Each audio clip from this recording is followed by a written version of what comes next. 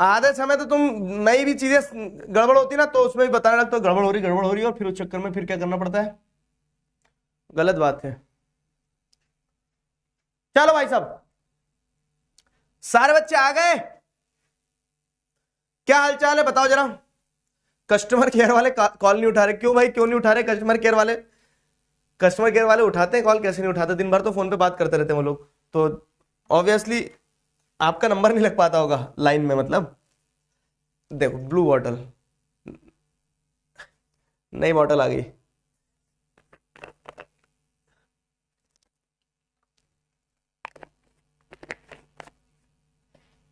हाँ,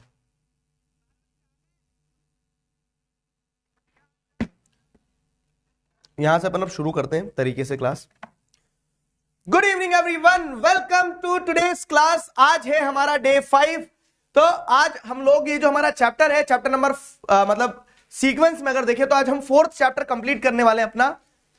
एक एक चैप्टर ज्योग्राफी का, सिविक्स और इकोनॉमिक्स का हो चुका है, आज हिस्ट्री का चैप्टर कंप्लीट होगा। चैप्टर हमारा the rise of nationalism in Europe. तो कैसे हैं आप सभी लोग, वेलकम टू द क्लास। देखो एक बार जल्दी से दौड़ लगाएंगे पूरे चैप्टर पे जो अपन ने कल पढ़ा था। सारे बच्चे तैयार? एक बार चैट में मुझे, ठीक है, चैप्टर ओपी कर दो जल्दी से, तेजी से। तो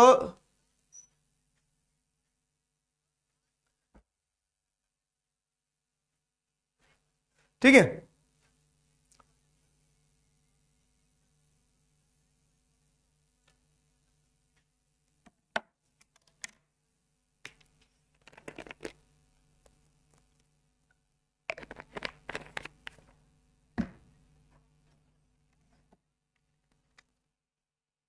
chapter OP OP, chapter OP. मजा आया?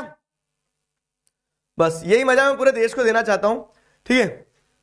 कल की क्लास नहीं ले पाए थे तो बच्चे रिकॉर्डेड क्लास देख लेना, नोट्स वगैरह मिल गए आपको सब। अब चैट बंद कर रहा हूं अब मैं, हाँ।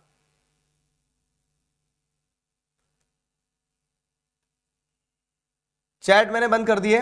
Now you guys can respond according to the emojis. और अब अपन शुरू करते हैं। तो कल की क्लास में अगर मजा आया था तुम्हें तो आज आगे बढ़ते हैं।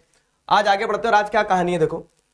आज कहानी ये है कि स्टोरी लाइन जो है अपन ने चैप्टर अगर रिकॉल करें तो कल अपन ने पढ़ा था कि कैसे फ्रेडरिक सूरियो की पेंटिंग के साथ स्टार्ट किया था। फिर अपन ने देखा था कैसे फ्रेंच रेवोल्यूशन ने एक इंपॉर्टेंट, मैं पूरे नोट से रिकॉल करवाता हूं ताकि आपको वो हैबिट भी डेवलप हो कि नोट से रिकॉल कैसे करना है, ठीक है। तो अपन ने चैप्टर कल शुरू किया था। कल चैप्टर शुरू किया तो बताया था कि फ्रेडरिक सूरियो की पेंटिंग जो है द पैक्ट बिटवीन नेशंस, उसका आइडिया क्या था। तो वह कैसे the dream of world wide democratic republic society के ड्रीम को दर्शा रही थी।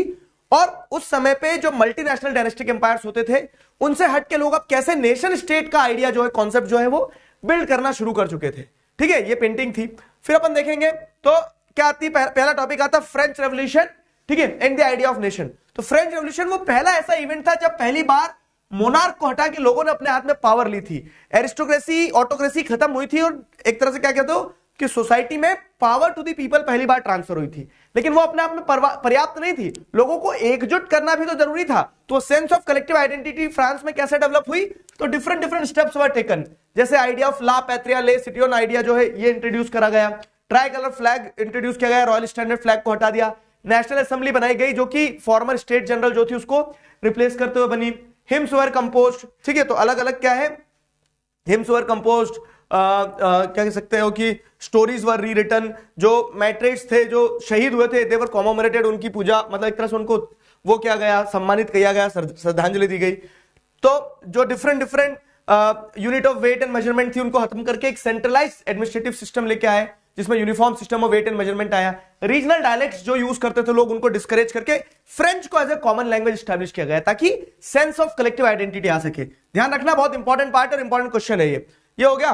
उसके बाद में क्या है, अब ये जो आइडिया डेवलप हुआ तो ये जो आइडिया था फ्रेंच रेवोल्यूशन का, फ्रेंच रेवोल्यूशन से जो लोगों के अंदर सेंस ऑफ आइडेंटिटी आई, जो इक्वालिटी, जस्टिस, लिबर्टी वाली चीजें आई, तो these ideas were carried to Europe. और फ्रेंच आर्मी जहां जहां जा रही थी, जगह जगह जैकोबिन क्लब्स बन रहे थे। पूरी आर्मी को लीड करता हुआ एक मिलिट्री जनरल था जिसका नाम था नेपोलियन। नेपोलियन पावर में आता है, वो नेपोलिक कोड लाता है। नेपोलिक कोड क्या था, ध्यान करो। तो नेपोलिक कोड के अकॉर्डिंग सारे privileges based on the birth हटा दिए गए, इक्वालिटी बिफोर लॉ एस्टैब्लिश किया गया, फ्यूडल सिस्टम, मैनोरियल ड्यूज, सर्फडम वगैरह इनको सबको खत्म कर दिया, ठीक है। गिल्ड रिस्ट्रिक्शंस रिमूव कर दिया, ट्रेडर्स अपने ग्रुप्स बना सकते थे, associations. Fine. Trade, transport, communication system improve किया गया, uniform system of weight and measurement लाए। तो नेपोलियन ने अपने सिविल कोड में ये सब इंट्रोड्यूस किया। अब जब नेपोलियन आर्मी जहां जहां जा रही थी तो शुरुआत में तो लोग उसे वेलकम कर रहे थे। क्यों? क्योंकि लोगों को मजा आ रहा था क्या कि फ्रेंच रूल मॉडर्न रूल है। लेकिन बाद में लोगों को समझ में आया क्या कि जो इनिशियल एंथुसियाज्म था वो धीरे धीरे लोगों का डाउन होता चले गया। और उसका रीजन बड़ा सिंपल था कि political freedom and modern changes can not go hand in hand. Napoleon modern changes तो ले आएगा लेकिन हमारी आजादी छिन जाएगी। तो जो इनिशियल एंथुसियाज्म था it soon turn into hostility. ये कहानी हो गई, ठीक है, ये कहानी हो गई। अब आगे बढ़ते हैं, ये कहानी हो गई। अब आगे बढ़ते हैं। तो how did the idea of nationalism emerge in diverse Europe. तो इतने भिन्न यूरोप में जो अलग अलग प्रकार के लोग थे, ठीक है, अलग अलग प्रकार की जो आपको क्या देखने को मिल रहा है, इतने भिन्न यूरोप में जो अलग अलग प्रकार के लोग थे, अलग अलग प्रकार के आइडियाज थे, कि डाइवर्सिटी इतनी थी। उस डाइवर्स यूरोप में आप सेंस ऑफ यूनिटी कैसे लाओगे? तो सेंस ऑफ यूनिटी लाने के लिए क्या है, जैसे अगर आप देखेंगे तो वहां की सोसाइटी समझना है। तो एरिस्टोक्रेट्स लोग थे जो कॉमन टाइज के थ्रू कनेक्टेड थे, फ्रेंच लैंग्वेज बोलते थे, जो रूलिंग क्लास के लोग थे, ठीक है। अब उन्हीं के पैरेलल में मिडिल क्लास इमर्ज हो रही थी जो ओवरसी ट्रेड से आई थी, जो जिनके पास दो पैसा था, शिक्षा ली। तो इन्होंने ये जो वर्किंग क्लास पॉपुलेशन थी, मिडिल क्लास थी, स्टार्टेड क्वेश्चनिंग। और जब इन्होंने सवाल उठाया कि एरिस्टोक्रेट्स क्यों प्रिविलेजेस एंजॉय कर रहे हैं, तो उसी सवाल का नतीजा क्या था, लिबरलिज्म की आइडियोलॉजी इमर्ज हुई है। लिबरलिज्म क्या, लिबर वर्ड से बना है free, freedom of market, freedom of individual, government by consent होना चाहिए, ठीक है, ऑटोक्रेसी और क्लेरिकल प्रिविलेजेस खत्म होना चाहिए। ये पॉलिटिकल मीनिंग होता है लिबरलिज्म का। और इकोनॉमिक मीनिंग क्या है कि freedom of market and abolition of state imposed restrictions. Economic meaning ये है कि जो सरकार बंदिशें लगा रही वो नहीं होना चाहिए, मार्केट शुड बी फ्री। क्यों? क्योंकि इतने रिस्ट्रिक्शंस थे कि बहुत प्रॉब्लम फेस करना पड़ता है। और उसी इकोनॉमिक लिबरलिज्म का एक एग्जांपल है ज़ोल्वेरिन। क्या था, एक ट्रेड यूनियन जो कि प्रूशियन इनिशिएटिव पे बना था। रिकॉल करते चलना सारा, देखो फिर क्या है। तो अब स्टोरी चल रही है हमारी, ये सब कुछ हो गया, नेपोलियन पावर में आया, लेकिन जो आता है वो जाता भी है। तो 1815 में क्या होता है, नेपोलियन हार जाता है। जो पर्ब नेशन थे, प्रूशिया, रशिया, ऑस्ट्रिया, ब्रिटेन, ये मिलके क्या करते हैं, कंजर्वेटिव्स जो थे ये मिलके नेपोलियन को हराते हैं। नेपोलियन के हराने के बाद में एक नया कंजर्वेटिव सिस्टम सेटअप करते हैं। तो ठीक है, उसमें नहीं है, किसी और से मांग लो, ठीक है। तो मिलके वो क्या करते हैं, नेपोलियन को हराते, एक तरह से मिलके नेपोलियन को हराते हैं। और हराने के बाद में ये कंजर्वेटिव्स जो है, तो ये कंजर्वेटिव्स मिलके फिर क्या करते हैं, ये रूलिंग क्लास के जो मोनार्क्स थे ये पावर में आने के बाद में फिर ट्रीटी ऑफ वियना साइन करते और कंजर्वेटिव ऑर्डर सेटअप करते हैं। ट्रीटी ऑफ वियना जो थी, इसको होस्ट कौन कर रहा था, ऑस्ट्रियन चांसलर ड्यूक मेटरनिक। उस ट्रीटी के अंदर था क्या, तो उस ट्रीटी का मेन ऑब्जेक्टिव ये था कि जितने भी नेपोलिक वॉर के टाइम पीरियड में चेंजेस आए उनको अंडू किया जाए। मेन इंटेंशन था कि ओल्ड डायनेस्टीज को रिस्टोर किया जाए। तो जैसे बॉर्बन डायनेस्टी को रिस्टोर किया, फ्रांस के फर्दर एक्सपेंशन को रोकने के लिए सीरीज ऑफ स्टेट्स को सेटअप किया गया, ठीक है। और उसी के साथ साथ क्या देख रहे हैं कि फ्रांस ने जो भी टेरिटरी एक्सपैंड करी थी अंडर द नेपोलियन, वो सारी टेरिटरीज एनेक्स कर ली। तो ये ट्रीटी ऑफ वियना का मेन पॉइंट्स थे।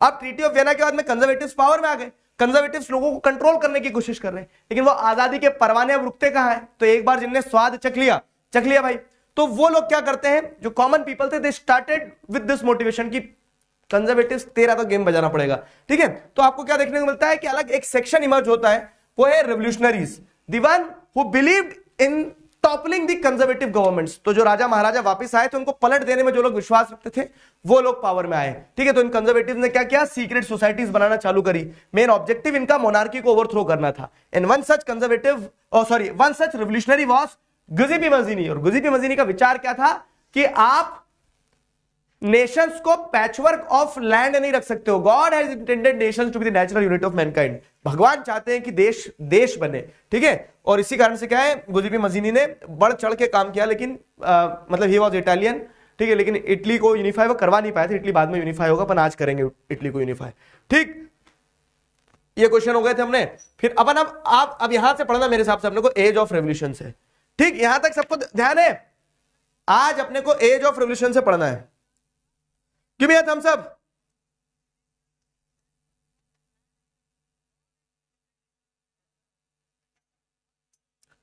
बताओ जरा चैट में बता दो, यहां तक सबको क्लियर हो गया एकदम। जो बच्चे कल नहीं आए थे क्लास में, आज ज्वाइन किया बेटा, समझ में आ गया। मुन्ना,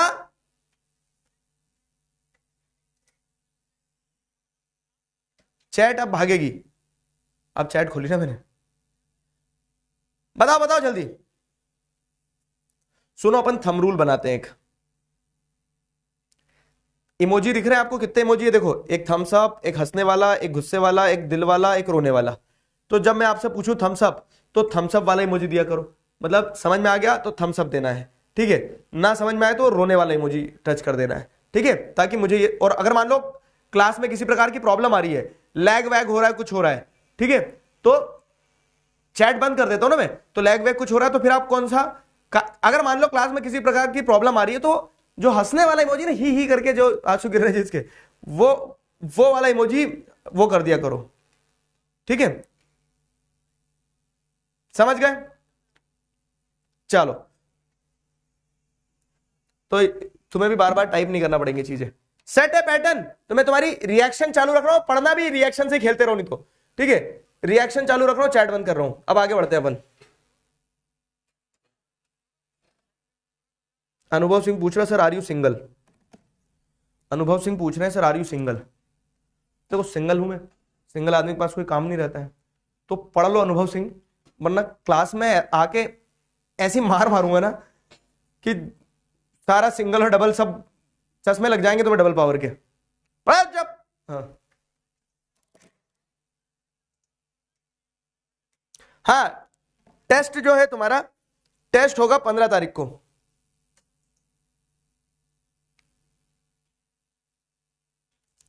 टेस्ट होगा तुम्हारा 15 तारीख को, 15 तारीख को टेस्ट, ठीक है। तो इतना पढ़ने के बाद अब अपने को आगे बढ़ना है। तो एक बार अगर मैं तुम्हें एक चीज बताऊं, देखो 1789 से अपन पढ़ रहे हैं, फ्रेंच रेवोल्यूशन हुआ, नेपोलियन पावर में आया, नेपोलियन ने नेपोलिक कोड इंट्रोड्यूस करा, नेपोलियन पावर में आने के बाद में जाता भी है, 1815 में कंजर्वेटिव्स आ जाते हैं। कंजर्वेटिव जो पावर में आते हैं तो वही जो आता है वो जाता है दुनिया से, दुनिया की रीत है। तो अब अपन आगे की जो कहानी पढ़ रहे हैं वो 1830 से पढ़ेंगे 1848 तक, ठीक है, 1830 से 1848 तक की कहानी पढ़ेंगे। टॉपिक क्या है अपना? The age of revolutions. क्रांति के साथ में पता है अच्छी चीज क्या है, और यही बुरी चीज भी है, कि आप रोकोगे, रोकने से कुछ रुकता नहीं है, ठीक है, जो होना है वो होके रहेगा। ये क्रांति के साथ में बड़ी अच्छी चीज है, ठीक है। जो रेवोल्यूशन है ना, रेवोल्यूशन किसी के लाने से नहीं आता है, रेवोल्यूशन किसी के रोकने से नहीं रुकता है, ठीक है, वो टाइम और डिसीजन का खेल रहता है। फ्रेंच रेवोल्यूशन होना था क्योंकि वहां पे स्थिति वैसी थी, वो लोग परेशान थे, प्रताड़ित थे, उन्होंने तख्ता पलट कर दिया। नेपोलियन पावर में आया तो नेपोलियन का जाना भी तय था, कोई भी अमर नहीं है। नेपोलियन गया 1815 में, कंजर्वेटिव्स वापस में आ गए। अब ये कंजर्वेटिव्स वापस पावर में आके अगर ये सोच रहे थे क्या कि अब तो आ गए भाई, अब तो हम यही रहेंगे हमेशा के लिए, तो ये कंजर्वेटिव्स की गलत फहमी थी, क्योंकि कंजर्वेटिव्स को भी जाना है, ठीक है। वो एक गाना है ना बड़ा अच्छा सा, मैं पल दो पल का राही हूं, तो वही वाली कहानी, पल दो पल की मेरी कहानी है, ठीक है, पल दो पल की मेरी हस्ती है। तो ऐसी कुछ कुछ लिरिक्स है, लिरिक्स में बहुत खराब हूं मैं, ठीक है। तो वही वाली चीज है कि कंजर्वेटिव्स भी जब पावर में आए ना, तो कंजर्वेटिव्स को भी जाना था, ठीक है, कंजर्वेटिव्स को भी जाना था। मान जाओ यार, अब ये इमोजी से तुम ऐसे में तो इरिटेट कर रहे हो, खेले जा रहे हो, रुक जाओ बंद कर देता हूं इमोजी, बड़ा नुकसान है यार, किसी भी कोई फीचर बता दो इनको तो मस्ती करने लगते हैं।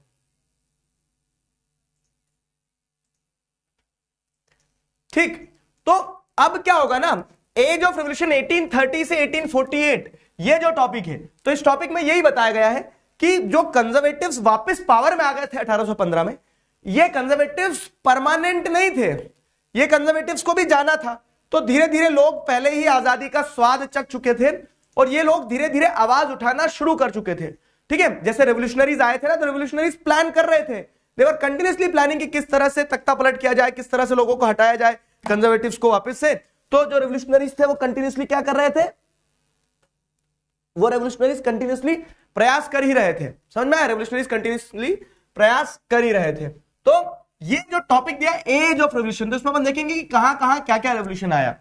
तो अपन शुरू करते हैं फ्रांस से। फ्रांस में क्या होता है ना, जुलाई 1830 में जो मोनार्क वापस रिस्टोर हुआ था, ध्यान हो तो ट्रीटी ऑफ वियना में क्या हुआ, ट्रीटी ऑफ वियना में बॉर्बन डायनेस्टी के राजा को फिर से रिस्टोर कर दिया था। थोड़ा क्लास 9 याद करो अगर आपको ध्यान हो तो, लुई 16 जो था, लुई 16 को तो लटका दिया था, फांसी हो गई थी, खत्म हो गया था कार्यक्रम लुई 16 का। लुई 16 के मर जाने के बाद में क्या हो गया था आप देखोगे तो, जैकोबिन क्लब रूल करता है, फिर डायरेक्टरी रूल करती है, फिर नेपोलियन पावर में जाता है, नेपोलियन रूल करता है 1815 तक। 1815 में जब नेपोलियन को हरा दिया जाता है ना, तो फ्रांस में वापस वही लुइस 16 की बॉर्बन फैमिली जो थी, उस बॉर्बन फैमिली के एक व्यक्ति को राजा बनाया जाता है। और वो व्यक्ति कौन था पता है? उसका नाम था लुई फिलिप। अभी आगे पढ़ेंगे उनके बारे में। और तो फ्रांस में 1815 के बाद से, क्रोनोलॉजी समझिएगा आप, 1815 से 1830 तक ट्रीटी ऑफ वियना के बाद जब बॉर्बन डायनेस्टी को रिस्टोर किया था, तो लुई फिलिप को टीका लगा के राजा बना दिया था, बेटा तू राजा बन जा, ठीक है। लेकिन अब क्या होता है ना कि एक स्टेटमेंट है आपके चैप्टर में, और स्टेटमेंट बोलने वाले वही अंकल है। क्या नाम है अंकल का? Duke Metternich. ड्यूक मेटरनिक ने एक स्टेटमेंट बोला है, व्हेन फ्रांस नीजेस, जब जब फ्रांस को छींक आती है तो पूरे यूरोप को सर्दी लग जाती है, जैसे मुझे लगी, ठीक है। तो when France sneezes rest of the Europe catches cold. तो यहां पे फ्रांस में फिर से एक बार चिंगारी लगती है और उस चिंगारी की आग पूरे यूरोप में लगेगी। तो क्या होता है कि 1830 आते आते जुलाई में फ्रांस की जनता जो है रिवॉल्ट करती है और राजा से बोलती है कि राजा बजा दे तुम्हारा बाजा, ठीक है। तो राजा को कॉन्स्टिट्यूशनल मोनार्क बना दिया जाता है फिर से, ठीक है। समझ में आ रहा? बहुत अच्छे से समझना है। फ्रांस में रेवोल्यूशन हुआ 1789 में, फिर उसके बाद उठापटक हुई, नेपोलियन पावर में आ गया, वापस कंजर्वेटिव्स आ गए, और ये कंजर्वेटिव्स जब पावर में आ जाते हैं तो वापस से एक और साइकिल ऑफ रेवोल्यूशन चालू होगा 1830 से। और उस 1830 के जुलाई रेवोल्यूशन में क्या हुआ? उस 1830 के जुलाई रेवोल्यूशन में यह हुआ कि कॉन्स्टिट्यूशनल मोनार्की वापस से रिस्टोर कर ली गई, ठीक है। बहुत बढ़िया, कॉन्स्टिट्यूशनल मोनार्की को वापस से रिस्टोर कर लिया। किसने रिस्टोर करा कॉन्स्टिट्यूशनल मोनार्की को? फ्रांस की जनता ने। और अब इसीलिए ड्यूक मेटरनिक ने एक स्टेटमेंट पास किया कि when France नीजेस rest of the Europe catches cold, कि फ्रांस छींकेगा और सर्दी पूरे यूरोप में लगेगी। तो अब ड्यूक मेटरनिक तो आउटडेटेड थे। मैं तुम्हें अच्छा एग्जांपल देता हूं, क्या कि खरबूजे को देख के खरबूजा रंग बदलता है, ऐसी कहावत सुनिएगा ना तुम्हें, वही कि जैसे जैसी संगत में रहोगे वैसे बन जाओगे, ऐसी कहावतें होती है। तो वही चीज यहां पे भी हो रही है कि अब जब फ्रांस में रेवोल्यूशन आया, फ्रांस में कॉन्स्टिट्यूशनल मोनार्की आई ना, तो फ्रांस को देख के दूसरी जगह भी रेवोल्यूशन स्टार्ट हो गए। इसीलिए एज ऑफ रेवोल्यूशन टॉपिक का नाम दिया गया है, ठीक। तो ये शॉर्ट नोट्स है। इस टॉपिक में क्या है ध्यान रखने के लिए? France, age of revolution France से शुरू होता है जुलाई 1830 में। उसके बाद में आप क्या देखते हो? Belgium breaking away from the United Kingdom of Netherland. तो फ्रांस ये है। फ्रांस के बाद में यहां देखोगे तो आपको क्या देखने को मिलता है? फ्रांस के बाद में यहां बेल्जियम है ऊपर, और ये बेल्जियम जो है, तो ये बेल्जियम पता है पहले किसका पार्ट था? ये बेल्जियम ऐसे नीदरलैंड का पार्ट था, ठीक है। पावर शेयरिंग में पढ़ा ना, डच लैंग्वेज बोलते हैं, तो नीदरलैंड के लोगों को नीदरलैंड में डच लैंग्वेज बोली जाती है। अब क्या हुआ था जब ट्रीटी ऑफ वियना साइन हुई थी, मैं पीछे से कनेक्ट करवा रहा हूं, डॉट्स कनेक्ट करना। तो ट्रीटी ऑफ वियना में यही हुआ था कि in the north of France United Kingdom of Netherland was established. ऐसे यूनाइटेड किंगडम ऑफ नीदरलैंड बनी थी। अब ये यूनाइटेड किंगडम ऑफ नीदरलैंड जो थी, इस यूनाइटेड किंगडम ऑफ नीदरलैंड के अंदर ही आपको क्या देखने को मिलता है? एक छोटा एरिया है, ठीक है। जो छोटा एरिया उस यूनाइटेड किंगडम ऑफ नीदरलैंड से टूट के बाहर आ जाता है। मतलब यहां के लोग बोलते हैं कि हमें एक अलग देश बना दो, हमें नहीं रहना यूनाइटेड किंगडम ऑफ नीदरलैंड के साथ, ठीक है। तो आपको क्या देखने को मिलता है कि 1830 में जुलाई में यह हुआ, और इसी जुलाई अपराइजिंग को देखते हुए जो बाजू की बेल्जियम वाली प्रोविंस थी, इस बेल्जियम वाली प्रोविंस ने भी अपने आप को अलग कर लिया, ठीक है। तो when France नीजेस rest of the Europe catches cold, ये मेटरनिक ने बोला। और दिग्राज सर ने क्या बोला है? खरबूजे को देख के खरबूजा रंग बदलता है। तो फ्रांस को देखते हुए बेल्जियम ने भी अपनी आजादी की जंग छेड़ दी, एज ऑफ रेवोल्यूशंस, ठीक है। फिर इसके बाद में जैसे अगर आप देखोगे क्या है, तो ग्रीस की कहानी सुनाता हूं मैं तुम्हें, कहानी अच्छी इंटरेस्टिंग सुनना। ग्रीस की कहानी क्या है पता है? ग्रीस क्या है? कंट्री है। अब ग्रीस कैसा कंट्री, मैं आपको बता रहा हूं कि ग्रीस ऐसा है, और ग्रीस के बाद में जैसे इधर देखोगे तो यहां से क्या है, इधर ऑटोमन एम्पायर वगैरह जो था, ठीक है। ऑटोमन एम्पायर कौन सा? तो ऑटोमन एम्पायर यानी कि एक इस्लामिक एम्पायर है पूरा का पूरा, जो कि वेस्ट एशिया से इधर जुड़ा हुआ, दुबई, सऊदी अरेबिया वगैरह ये सारा, ठीक है, वेस्ट एशिया से जुड़ा हुआ है। अब होता क्या है ना, ये ग्रीस जो है ना, तो ये किसके अंडर में पता है? एक मुस्लिम एम्पायर के अंडर में है, ठीक है। ग्रीस जो है एक मुस्लिम एम्पायर के अंडर में है। मुस्लिम एम्पायर के अंडर में कैसे आ गया ग्रीस? तो वो चीज आपको समझना होगी कि ग्रीस मुस्लिम एम्पायर के अंडर में ऐसे आ गया कि ये जो ऑटोमन एम्पायर थे, इन ऑटोमन एम्पायर ने ग्रीस के ऊपर कब्जा कर लिया। लेकिन इधर की तरफ जो पूरा यूरोप है, तो पूरे यूरोप के ग्रीस के साथ में सेंटिमेंट जुड़े हुए हैं। क्यों? क्योंकि Greece was considered as the cradle of European civilisation.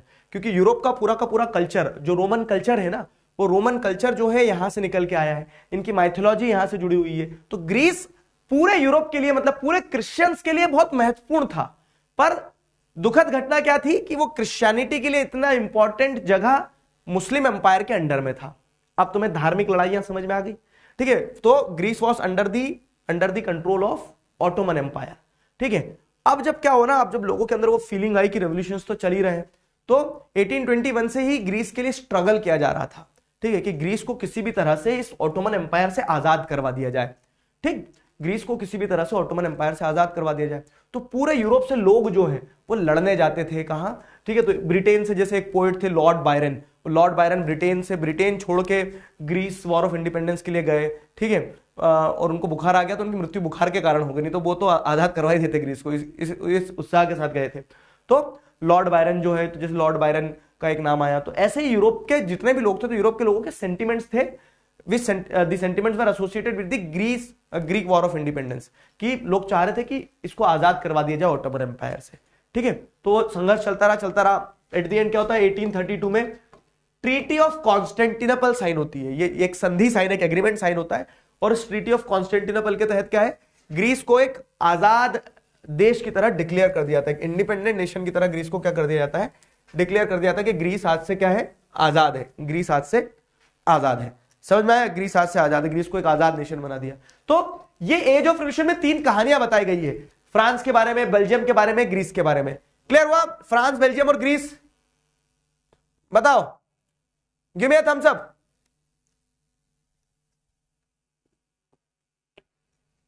बताओ फटाफट।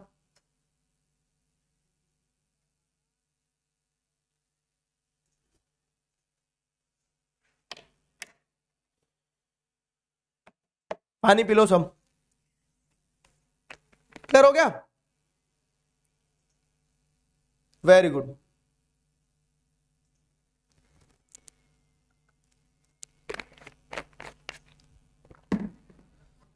तो अब कहानी यही चल रही है 1830 से 1848। अब आपकी बुक में एक टॉपिक है romanticism, the feeling of romanticism. अभी 2 मिनट के लिए अपन वो उसको स्किप कर रहे हैं, पहले कहानी चलाते हैं। तो कहानी समझ में आ रही है? एक बार कहानी लिखूं मैं। 1789 से फ्रेंच रेवोल्यूशन के बाद में नेपोलियन पावर में आ गया, नेपोलियन कोड ले आया, नेपोलियन पावर से आने के बाद नेपोलियन चले भी गया, 1815 में ट्रीटी ऑफ वियना साइन करी, कंजर्वेटिव पावर में आ गए, और ये 1830 से 1848 के बीच में भी एक कंजर्वेटिव जो है, तो एक कंजर्वेटिव्स की भी क्या हो रही है, पिटाई हो रही है, कंजर्वेटिव्स की भी पिटाई हो रही है, धुनाई हो रही है, और ये कंजर्वेटिव्स भी क्या कर रहे हैं, एक एक करके हारते जा रहे हैं अब, ठीक है। कंजर्वेटिव्स की भी पिटाई हो रही है, धुनाई हो रही है, और कंजर्वेटिव्स हारते जा रहे हैं। तो जैसे France sneezes, rest of the Europe catches cold, तो फ्रांस, ग्रीस, बेल्जियम, ये सब एक एक करके क्या होने लगे, टूटने लगे। 1832 में ट्रीटी ऑफ कॉन्स्टेंटिनोपल साइन हुई थी।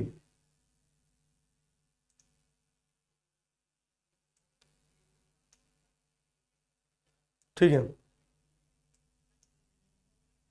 विष्णु सिंह तोमर, बेटा ऐसा मारूंगा चमगादड़ बन जाओगे। लिख रहा है वह ऐसे स्पैमर्स नहीं होते हैं, गर्लफ्रेंड चाहिए कॉन्टेक्ट मी, वो लिख रहा है कोई मेरी गर्लफ्रेंड बनोगे, नंबर दे दो। बताओ तुम्हारा पापा, मैं फोन लगाऊं तुम्हारा नंबर निकाल के तुम्हारे पापा को, रुको जरा।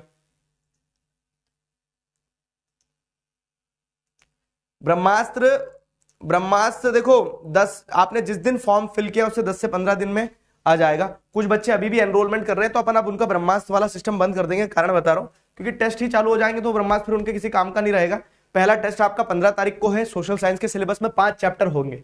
जैसे अपना ये चैप्टर आज कंप्लीट हो जाएगा, कल डाउट सॉल्विंग है, और परसों के दिन डाउट सॉल्विंग के बाद में तुम्हारी वो वाली क्लास रहेगी। परसों के दिन कौन सी, सेक्टर्स ऑफ इंडियन इकोनॉमी।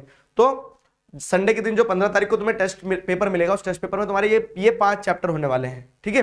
ये 5 चैप्टर एसएसटी का सिलेबस है,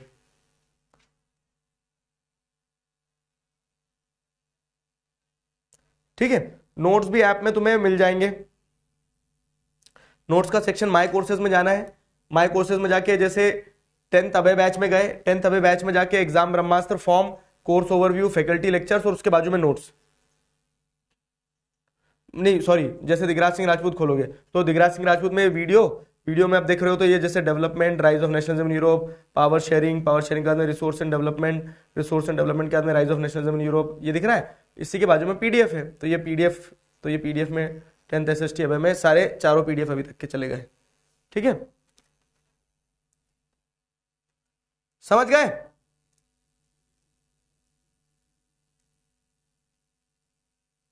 ठीक है,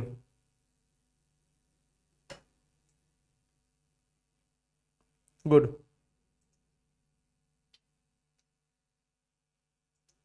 ठीक है,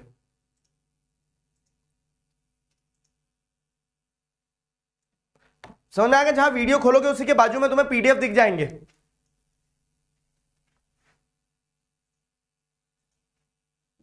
चलो,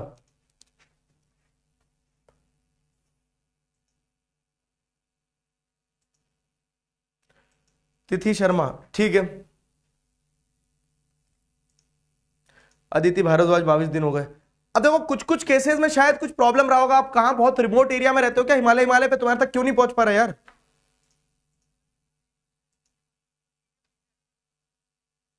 ठीक, चलो। तो अब अपन क्या कर रहे हैं? अपन ये देख रहे हैं 1830 से 1848 के बीच में रेवोल्यूशन चल रहे हैं। तो मैंने आपको रोमांटिसिज्म वाला टॉपिक 1 मिनट के लिए होल्ड करवाया। कहानी आगे कंटिन्यू करते हैं और क्या क्या रेवोल्यूशन हुआ। तो जैसे अगर आप देखोगे तो 1830 में फ्रांस कॉन्स्टिट्यूशनल मोनार्क बना था, लेकिन लोगों को कॉन्स्टिट्यूशनल मोनार्क की उतनी रास नहीं आई। लोगों को ऐसा लगा कि यार राजा होना ही नहीं चाहिए, झंझट ही खत्म करो राजा की। तो इसलिए क्या होता है ना, 1848 के टाइम पीरियड में, फरवरी 1848 में फ्रांस में एक बार फिर से रेवोल्यूशन आता है। अब इस बार क्या हो रहा है, इस रेवोल्यूशन का इंपैक्ट क्या रहेगा समझना। तो टॉपिक है आपका hunger hardship revolt in France. 2 minute के लिए अपन रोमांटिसिज्म वाले टॉपिक को आगे पढ़ लेंगे, पहले कहानी कंटिन्यू कर लेते हैं। जो एज ऑफ रेवोल्यूशन पढ़ रहे हैं अपन, तो इस एज ऑफ रेवोल्यूशन में आप देख रहे हैं कि जगह जगह पर रेवोल्यूशंस आ रहे हैं। तो 1830 में फ्रांस में पहली बार जब रेवोल्यूशन की लहर उठी तो फ्रांस में राजा जो था, तो राजा को कॉन्स्टिट्यूशनल मोनार्क बना दिया। मतलब राजा तो रहेगा लेकिन राजा कॉन्स्टिट्यूशन के हिसाब से काम करेगा। फिर क्या होता है, 1848 आते आते सिचुएशन और बिगड़ जाती है। ठीक है, the situation turned out to be very bad. कैसे बिगड़ जाती है सिचुएशन कि वहां पे खाने की कमी हो गई, फूड शॉर्टेज हो गया। ठीक है, वाइड स्प्रेड अनएम्प्लॉयमेंट था, भूखमरी छा गई। ठीक है, भूखमरी छा गई कैसे कि क्रॉप जो है फेल हो गई, एग्जाम में नहीं उग नहीं पाई। ठीक है, तो क्रॉप फेलियर्स के कारण आपको देखने को मिलता है कि जितना फसल था उसकी कीमत बढ़ गई। अब जब कीमत बढ़ी फसल की तो बहुत सारे लोग खरीद नहीं सकते थे, लोगों के पास रोजगार नहीं था, अनएम्प्लॉयमेंट बढ़ रहा था। ठीक, और इसी कारण से सारे लोग क्या थे, एजिटेटेड थे, गुस्से में थे। और दिखती बात है, पेट्रोल के रेट बढ़ेंगे, रोड खराब होंगे, कुछ भी होगा, मोदी जी ने किया है। ठीक है, तो इस तरह से क्या होता, वहां पे भी वो जब सिचुएशन खराब होती जा रही थी 1848 आते आते, तो 1848 में क्या होता है ना, फरवरी 1848 में सारी जनता रोड पे उतर आती है और बोलती कि पकड़ो राजा को। ठीक है, राजा को पकड़ो, राजा कुटाई करेंगे, राजा के कारण सारी समस्या हो रही है। तो many people March towards the king. ठीक है, तो जो लुई फिलिप था, लुई फिलिप को पकड़ने के लिए बहुत सारे लोग चढ़ गए महल की तरफ। अब जब लोग चले तो राजा को समझ में आ गया कि सिंहासन छोड़ो कि जनता आती है, बहुत मारेंगे लोग अगर पकड़ में आ गया।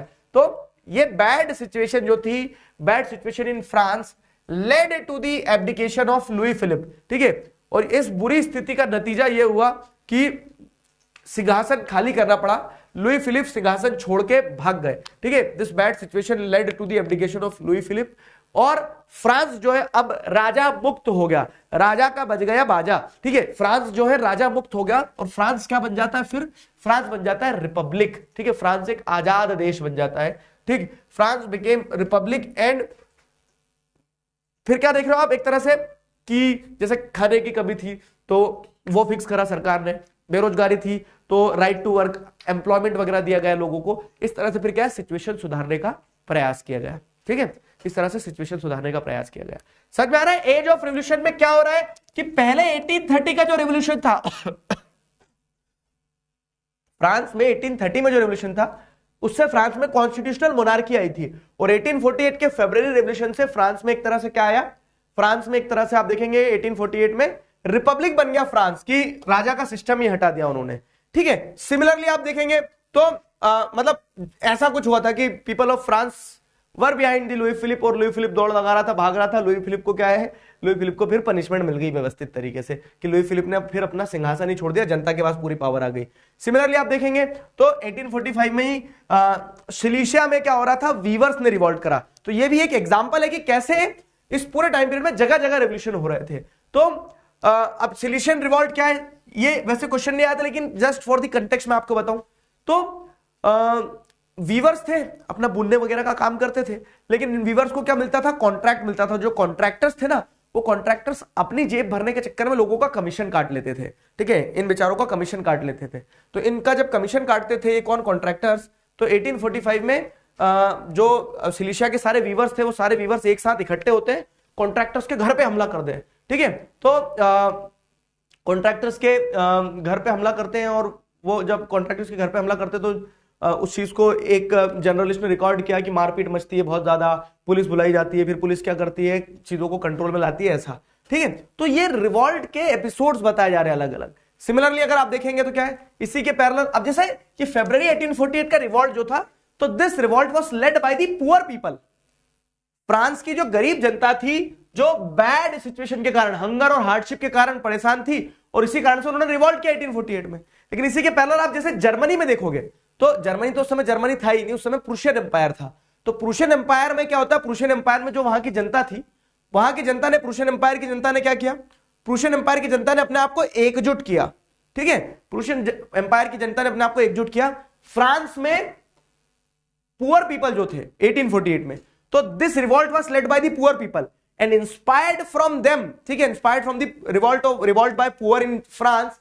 जर्मन रीजन के प्रूशियन एम्पायर के जो लोग थे, कौन, लिबरल मिडिल क्लास के लोग जो थे, जो पढ़े लिखे थे, ठीक है, उन्होंने ये देखा कि यार कॉन्स्टिट्यूशनलिज्म होना चाहिए, राजा के पास अंधी पावर क्यों, ठीक है, राजा की पावर पे कंट्रोल करना जरूरी है। तो जो लिबरल्स थे, तो liberals demanded constitutionalism and national unification. तो लिबरल्स ने डिमांड करी कि नहीं भैया, राजा, प्रूशिया के राजा, तुम्हारा भी बजेगा बाजा, तो हमें राजा नहीं चाहिए, हमें तो कॉन्स्टिट्यूशन चाहिए, हमें क्या चाहिए, नेशनल यूनिफिकेशन चाहिए, हमें राइट्स चाहिए, कॉन्स्टिट्यूशनलिज्म चाहिए, ठीक है। अब होता क्या है, तो इसीलिए जो ये 831 लिबरल्स थे, ये लोग सब इकट्ठे होते हैं, कॉन्स्टिट्यूशन ड्राफ्ट करते, कच्चा चिट्ठा तैयार करते, और वो कॉन्स्टिट्यूशन ड्राफ्ट करके वो कहां चले जाते हैं, सेंट पॉल चर्च में, ठीक है। फ्रैंकफर्ट सिटी है वहां पे, तो फ्रैंकफर्ट सिटी में सेंट पॉल चर्च जो है, सेंट पॉल चर्च में सारे लोग इकट्ठे होते हैं, इसी को फ्रैंकफर्ट पार्लियामेंट कहा जाता है। तो फ्रैंकफर्ट पार्लियामेंट में सारे लिबरल्स इकट्ठे हुए हैं, क्यों, क्योंकि वो राजा के सामने अपना बनाया हुआ कॉन्स्टिट्यूशन रखेंगे, और राजा से क्या बोलेंगे कि राजा, ये तुम्हारे गले में घंटी है, ठीक है, कॉन्स्टिट्यूशन के हिसाब से चलो तुम, क्यों, क्योंकि माहौल ही वो था इस समय पे। तो फ्रैंकफर्ट पार्लियामेंट में आपको क्या देखने को मिलता है, फ्रैंकफर्ट पार्लियामेंट में ऑल जर्मन नेशनल असेंबली जो थी, ऑल जर्मन नेशनल असेंबली बनी, they drafted the constitution and they presented the constitution in front of king. राजा के सामने उन्होंने कॉन्स्टिट्यूशन को प्रेजेंट किया, ठीक है। अब जब राजा के सामने उन्होंने कॉन्स्टिट्यूशन को प्रेजेंट किया, तो राजा ने क्या किया, उसको रिजेक्ट कर दिया, लेकिन, ठीक है। तो राजा फेडरिक विल्हेम IV था उस समय, प्रूशिया का राजा। फेडरिक विल्हेम IV ने बोला, वाह जी वाह, ठीक है, मेरे गले में घंटी बांधना चाह रहे हो तुम, तो क्योंकि कॉन्स्टिट्यूशन अगर राजा एक्सेप्ट कर लेगा तो राजा की पावर तो लिमिट हो जाएगी, राजा तो फिर कॉन्स्टिट्यूशनल मोनार्क बन जाएगा। राजा को ऐसा था ना कि चौड़ में जीना है अपनी, ठीक है, अपने पूरे पावर्स अपने पास होना चाहिए। तो फेडरिक विल्हेम IV ने क्या किया, उस कॉन्स्टिट्यूशन को जो कि ऑल जर्मन नेशनल असेंबली ने फ्रैंकफर्ट पार्लियामेंट में बनाया था, उसको रिजेक्ट कर दिया, ठीक है, उसको रिजेक्ट कर लिया। राजा ने क्या किया, जो जंकर्स थे, मिलिट्री लीडर्स थे, और दूसरे राजाओं की मदद से ऑल जर्मन नेशनल असेंबली के रिवॉल्ट को सप्रेस कर दिया। और ऑल जर्मन असेंबली के रिवॉल्ट को पता है पुअर पीपल का बहुत ज्यादा सपोर्ट था नहीं, क्यों, क्योंकि this revolt was led bye middle class liberals, जो कि थोड़े प्रॉस्परस एजुकेटेड सेक्शन के थे, ठीक। ये हो गया जर्मनी का जो अटेम्प्ट था, मतलब जर्मन रीजन में कह सकते हो revolution of 1848 in German region, ये क्या फेलियर था एक तरह से, ठीक है। क्या ये एक फेल्ड अटेम्प्ट था, तो ये बात गलत है कि फेल्ड अटेम्प्ट था, मैं आपको समझाता हूं कैसे। लेकिन उसके पहले समझना होगा कि इस पूरे रिवॉल्यूशन में विमेन की क्या पोजीशन थी जर्मन के रिवॉल्यूशन में, ठीक है। तो ये फ्रैंकफर्ट पार्लियामेंट वाला जो रेवोल्यूशन था, इसमें विमेन ने काम किया, एक्टिवली पार्टिसिपेट किया, लेकिन इनको कोई राइट्स नहीं दिए गए। जब सेंट पॉल चर्च में इकट्ठे भी हुए ना, तो विमेन को ऊपर छज्जे पे चढ़ा दिया, चढ़ जाओ ऊपर, ठीक है, कि they were allowed merely as spectators, उनके कोई अधिकार नहीं थे उतने ज्यादा, उनको सिर्फ स्पेक्टेटर्स की, देख लो ताली बजाना, आवाज ज्यादा आएगी, ठीक है।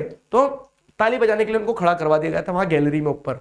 समझ में आ रही मेरी बात। अब बात आती है कि क्या, देखो राजा ने कॉन्स्टिट्यूशन नहीं एक्सेप्ट किया, राजा ने भगा दिया, जाओ नहीं तो लगाऊंगा चंपट, ठीक है। तो राजा ने भगा दिया, इसका मतलब क्या, 1848 का प्रूशियन या फिर कह सकते हैं फ्रैंकफर्ट पार्लियामेंट वाला रिवॉल्ट फेलियर था? फेलियर नहीं था। एक चीज समझना होगी कि इस अटेम्प्ट से राजा लोगों को यह क्लियर हो गया कि भाई साहब अब लोग रुकने वाले नहीं है। आज रोक लिया आपने, बहुत अच्छी बात है, कल भी शायद रोक लोगे, लेकिन परसों नहीं रोक पाओगे।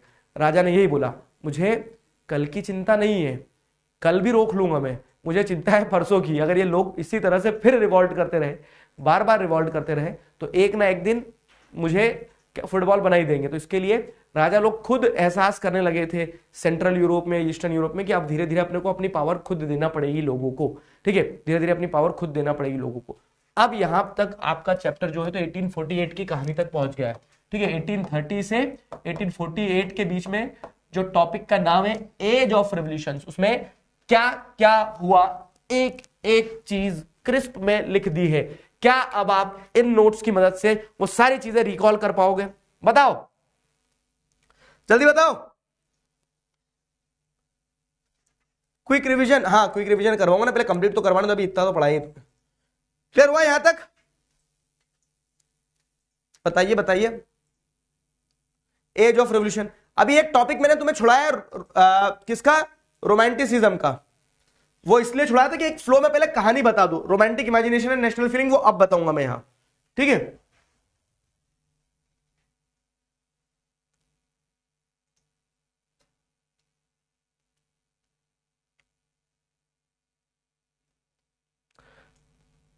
क्लियर हुआ? फ्रैंकफर्ट पार्लियामेंट मतलब जो लिबरल मिडिल क्लास के लोग थे जर्मनी में, वो जब इकट्ठे हुए कॉन्स्टिट्यूशन बनाया उन्होंने, 831 लोग थे, ठीक है, तो उसी को फ्रैंकफर्ट पार्लियामेंट कहा। रिएक्शन का ऑप्शन इसलिए ना क्योंकि मैंने बंद कर दिया रिएक्शन, ये लो चालू कर दिया। बताओ, थम्स अप दे दो। क्लियर हुआ?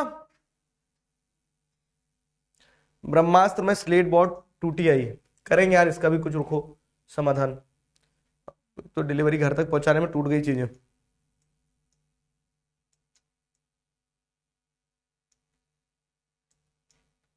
ठीक है,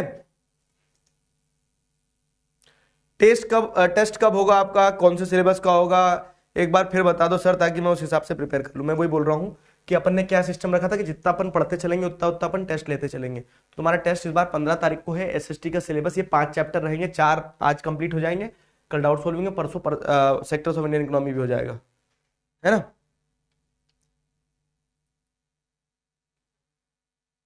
क्लियर हो गया? शाबाश। वैदिक, ध्रुव, ध्रुव शर्मा, में आई गो टू टॉयलेट। वाह, हरिश्चंद्र बन रहे हो, जैसे उठ के जाते नहीं होंगे, क्या भरोसा तुम्हारा, तुम मुझे भी तुम्हारे साथ टॉयलेट में लेके चले जाते हो, मतलब मोबाइल।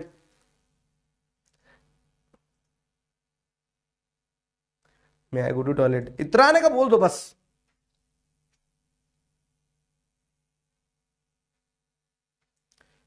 ब्रह्मास्त्र मिल गया, हे भगवान, ठीक है, किसी बच्चे ने तो बोला मिल गया। मुझे पता है बहुत सारे बच्चों को डिलीवर हो गया और बहुत सारे बच्चों को नहीं पहुंच पा रहा है। तो शायद कुछ बच्चों ने फॉर्म लेट भरे हैं, शायद कुछ बच्चे थोड़े रिमोट एरियाज में हैं, तो रिमोट एरियाज वालों को भी पहुंच जाएगा।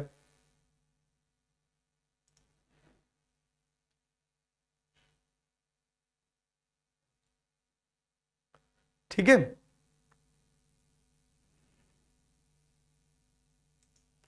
इंग्लिश हिंदी के तुम्हें रिकॉर्डेड लेक्चर्स मिल रहे हैं ना, देखो जरा सेक्शन में जाके, डल चुके हैं लेक्चर, रिकॉर्डेड लेक्चर डल चुके हैं, देखते चलो उन्हें।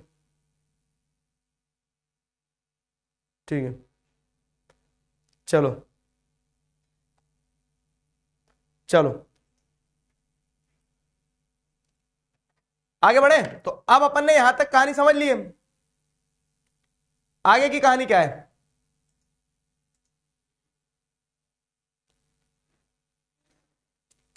आगे की कहानी समझो। आगे की कहानी यह है कि अगला टॉपिक है आपका रोमांटिक इमेजिनेशन। ये टॉपिक का मतलब क्या है सर? रोमांटिक इमेजिनेशन, ला ला ला ला ला, ऐसा कुछ नहीं है, ठीक है। इस टॉपिक का मतलब समझा रहा हूं मैं तुम्हें। देखो, मैंने तुम्हें बताया था कि चैप्टर कैसा चल रहा है अपना, कि एक तो स्टोरी लाइन है पूरी, तो फ्रेंच रेवोल्यूशन, नेपोलियन का rise and fall, conservative regime का आना, एज ऑफ रेवोल्यूशन जिसमें बेल्जियम, ग्रीस, फ्रांस, जर्मनी, ये सब देख लिया अपन ने, कहानी ये चल रही है। अब कहानी में अपना इतना ही बचा है, मेकिंग ऑफ जर्मनी, इटली और ब्रिटेन। कहानी के पैरेलल में थीम्स और आइडियाज भी चल रहे हैं। जैसे हमने देखा कि यूरोप में एरिस्टोक्रेट्स थे, एरिस्टोक्रेट्स का क्या सोचना था, मिडिल क्लास के लोग थे उनका क्या सोचना था, उनके सोचने से आइडियोलॉजी निकल के लिबरलिज्म, ठीक है। कंजर्वेटिज्म एक आइडियोलॉजी थी, कंजर्वेटिज्म के अगेंस्ट में रेवोल्यूशनरीज आए। रेवोल्यूशनरीज मतलब एक आइडियोलॉजी थी, एक विचारधारा थी, एक लोगों का सोचने का नजरिया था। वैसे ही रोमांटिसिज्म भी एक आइडियोलॉजी है। तो वो रोमांटिसिज्म आइडियोलॉजी क्या है वो समझते हैं, ठीक है। रोमांटिसिज्म आइडियोलॉजी क्या है वो समझते हैं, ठीक है। रोमांटिसिज्म आइडियोलॉजी क्या है?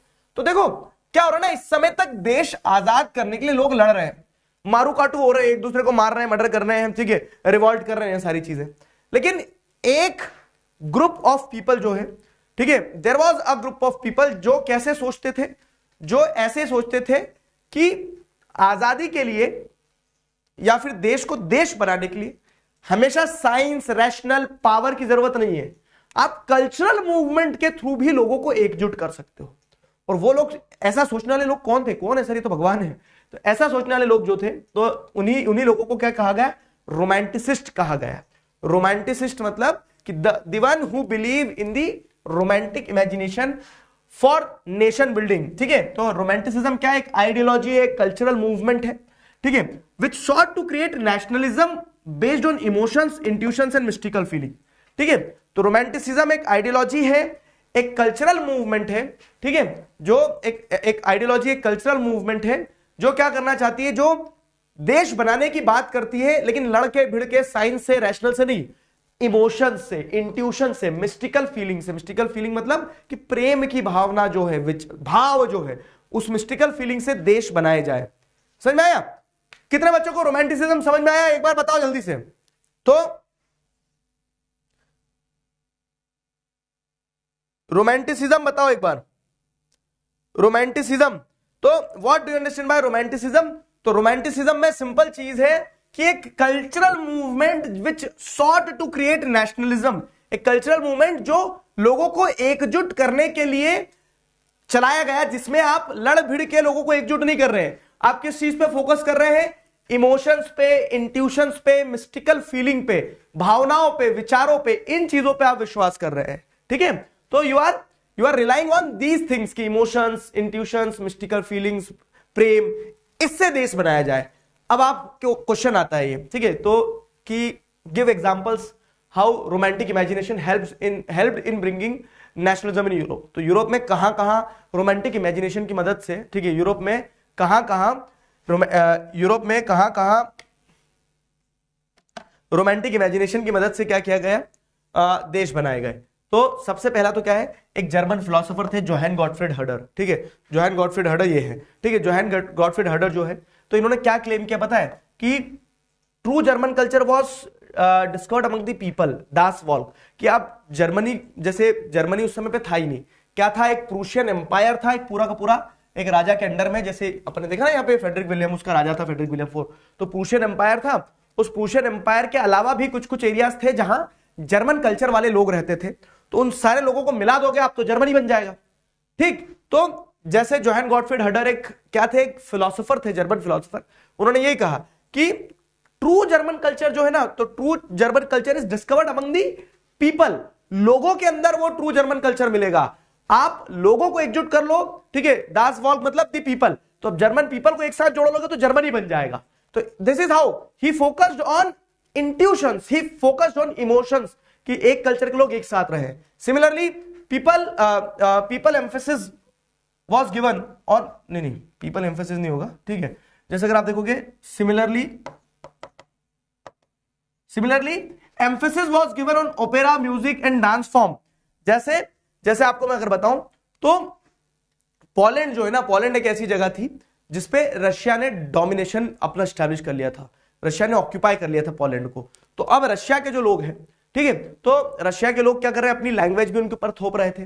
ठीक, पोलैंड के लोग जो बेचारे अपना कल्चर खोते जा रहे थे, तो पोलैंड के लोगों ने अपने आप को जोड़े रखने के लिए क्या है? कल्चर का इस्तेमाल किया। जैसे डांस फॉर्म जो है उनका, ठीक है, क्या नाम है उसका डांस फॉर्म का? जैसे मजरूका, ठीक है, पोलेनेस मजरूका। तो ये पोलेनेस मजरूका, इस तरह के डांस फॉर्म को फेमस किया कैरोल कुरपुंस्की ने। ओपेरा म्यूजिक का इस्तेमाल किया गया ताकि क्या किया जा सके? लोगों को कल्चर की मदद से एक साथ जोड़ा जा सके। सिमिलरली आपको क्या देखने को मिलता है कि रीजनल लैंग्वेज जो होती है वो भी एक तरीका है कि कैसे लोगों को इमोशंस की मदद से जोड़ा जाए। तो जब क्या हुआ? जब रशिया ने पोलैंड के ऊपर कब्जा कर लिया ना, तो use of Polish language by people of Poland as a national resistance against Russian domination. तो जो पोलैंड के चर्च वगैरह में जो फादर वगैरह होते थे, ठीक है, उन लोगों ने क्या किया? पोलैंड के चर्च में जो फादर वगैरह होते थे, उन लोगों ने चर्च गैदरिंग्स में, क्योंकि रशिया ने ऑक्यूपेशन कर लिया तो रशियन लैंग्वेज जबरदस्ती थोपी जाती थी इन लोगों के ऊपर, तो अब वो मार तो सकते नहीं थे रशियंस को, तो इसके लिए क्या है? इसके लिए उन्होंने as a symbol of resistance अपनी लैंग्वेज का इस्तेमाल किया, कि वो पॉलिश लैंग्वेज में बात करते थे, पॉलिश लैंग्वेज का सहारा लेते थे। समझ में आया?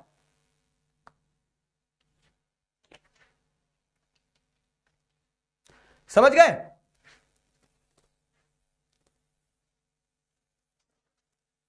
क्लियर हुआ?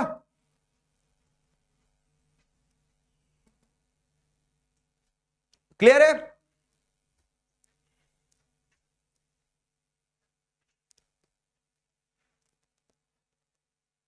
बताओ जरा फटाफट।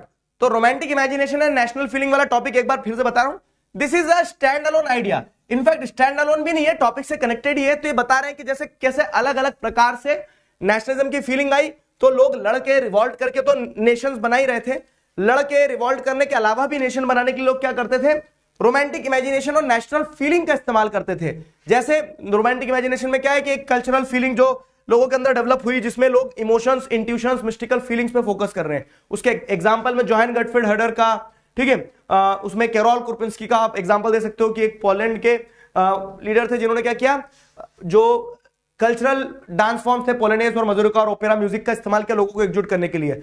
रीजनल लैंग्वेज का आप एग्जांपल दे सकते हो कि कैसे पोलैंड के लोगों ने रशियन डोमिनेशन के अगेंस्ट में अपनी पॉलिश लैंग्वेज का इस्तेमाल किया। ठीक है, सेकेंड पॉइंट में यही है कि स्पेशल एम्फेसिस, ठीक है, special emphasis was given on opera music and dance form. तो जब पोलैंड का पार्टीशन हो गया, एक तरह से कह सकते हैं कि पोलैंड को पार्टीशन करके रशिया को दे दिया गया था, ठीक है, तो वहां पे लोगों ने क्या किया कि भाई ये डांस फॉर्म, और ये नीचे वाले पॉइंट में बताया ना मैंने कि पोलैंडेज और मजरूका, तो म्यूजिक और डांस फॉर्म का इस्तेमाल किया लोगों ने अपने विचार, अपनी भावनाओं, अपने देश को जिंदा रखने के लिए। इंग्लिश हिंदी आईटी के लेक्चर आना शुरू हो गए हैं। हाँ जी, दास वॉल्क मीन्स पीपल, बता दो जरा फटाक से। अरे जब मैं पूछूं आया कि नहीं आया समझ में, तो थम्स अप दे दिया करो। क्लियर है? रिपीट भी कर दिया मैंने एक बार। थम्स अप भी और रोने वाले इमोजी भी है। रोने वाले इमोजी मतलब एक बार और रिपीट कर दे। सीधा क्वेश्चन बनता है, what do understand by romantic imagination या फिर रोमांटिसिज्म क्या है? Give examples how romanticism played a important role in infusing national feeling. तो आप ये सारा लिख सकते हैं कि रोमांटिक इमेजिनेशन एक आइडियोलॉजी, एक कल्चरल मूवमेंट है जहां पे आप लोगों को एकजुट कर रहे हैं, किसकी मदद से? With the help of emotion, intuition, mystical feeling की मदद से। ठीक है, और ये 4 पॉइंटर्स, 5 पॉइंटर्स आपके बन जाएंगे, जहां पे आप जोहान गॉटफ्रीड हर्डर का, कैरोल कुरपिंस्की का, पॉलिश लैंग्वेज का, सॉन्ग और म्यूजिक का एग्जांपल दे सकते हो। Got it?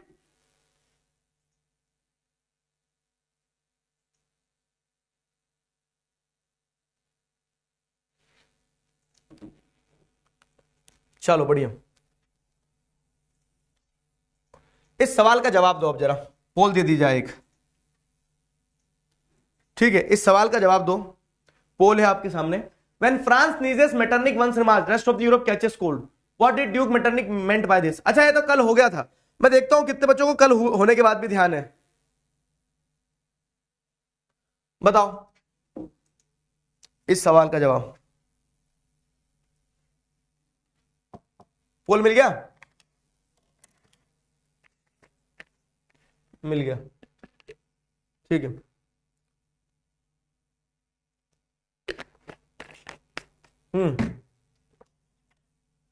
Good good good, काफी बच्चे सही आंसर दे रहे हैं।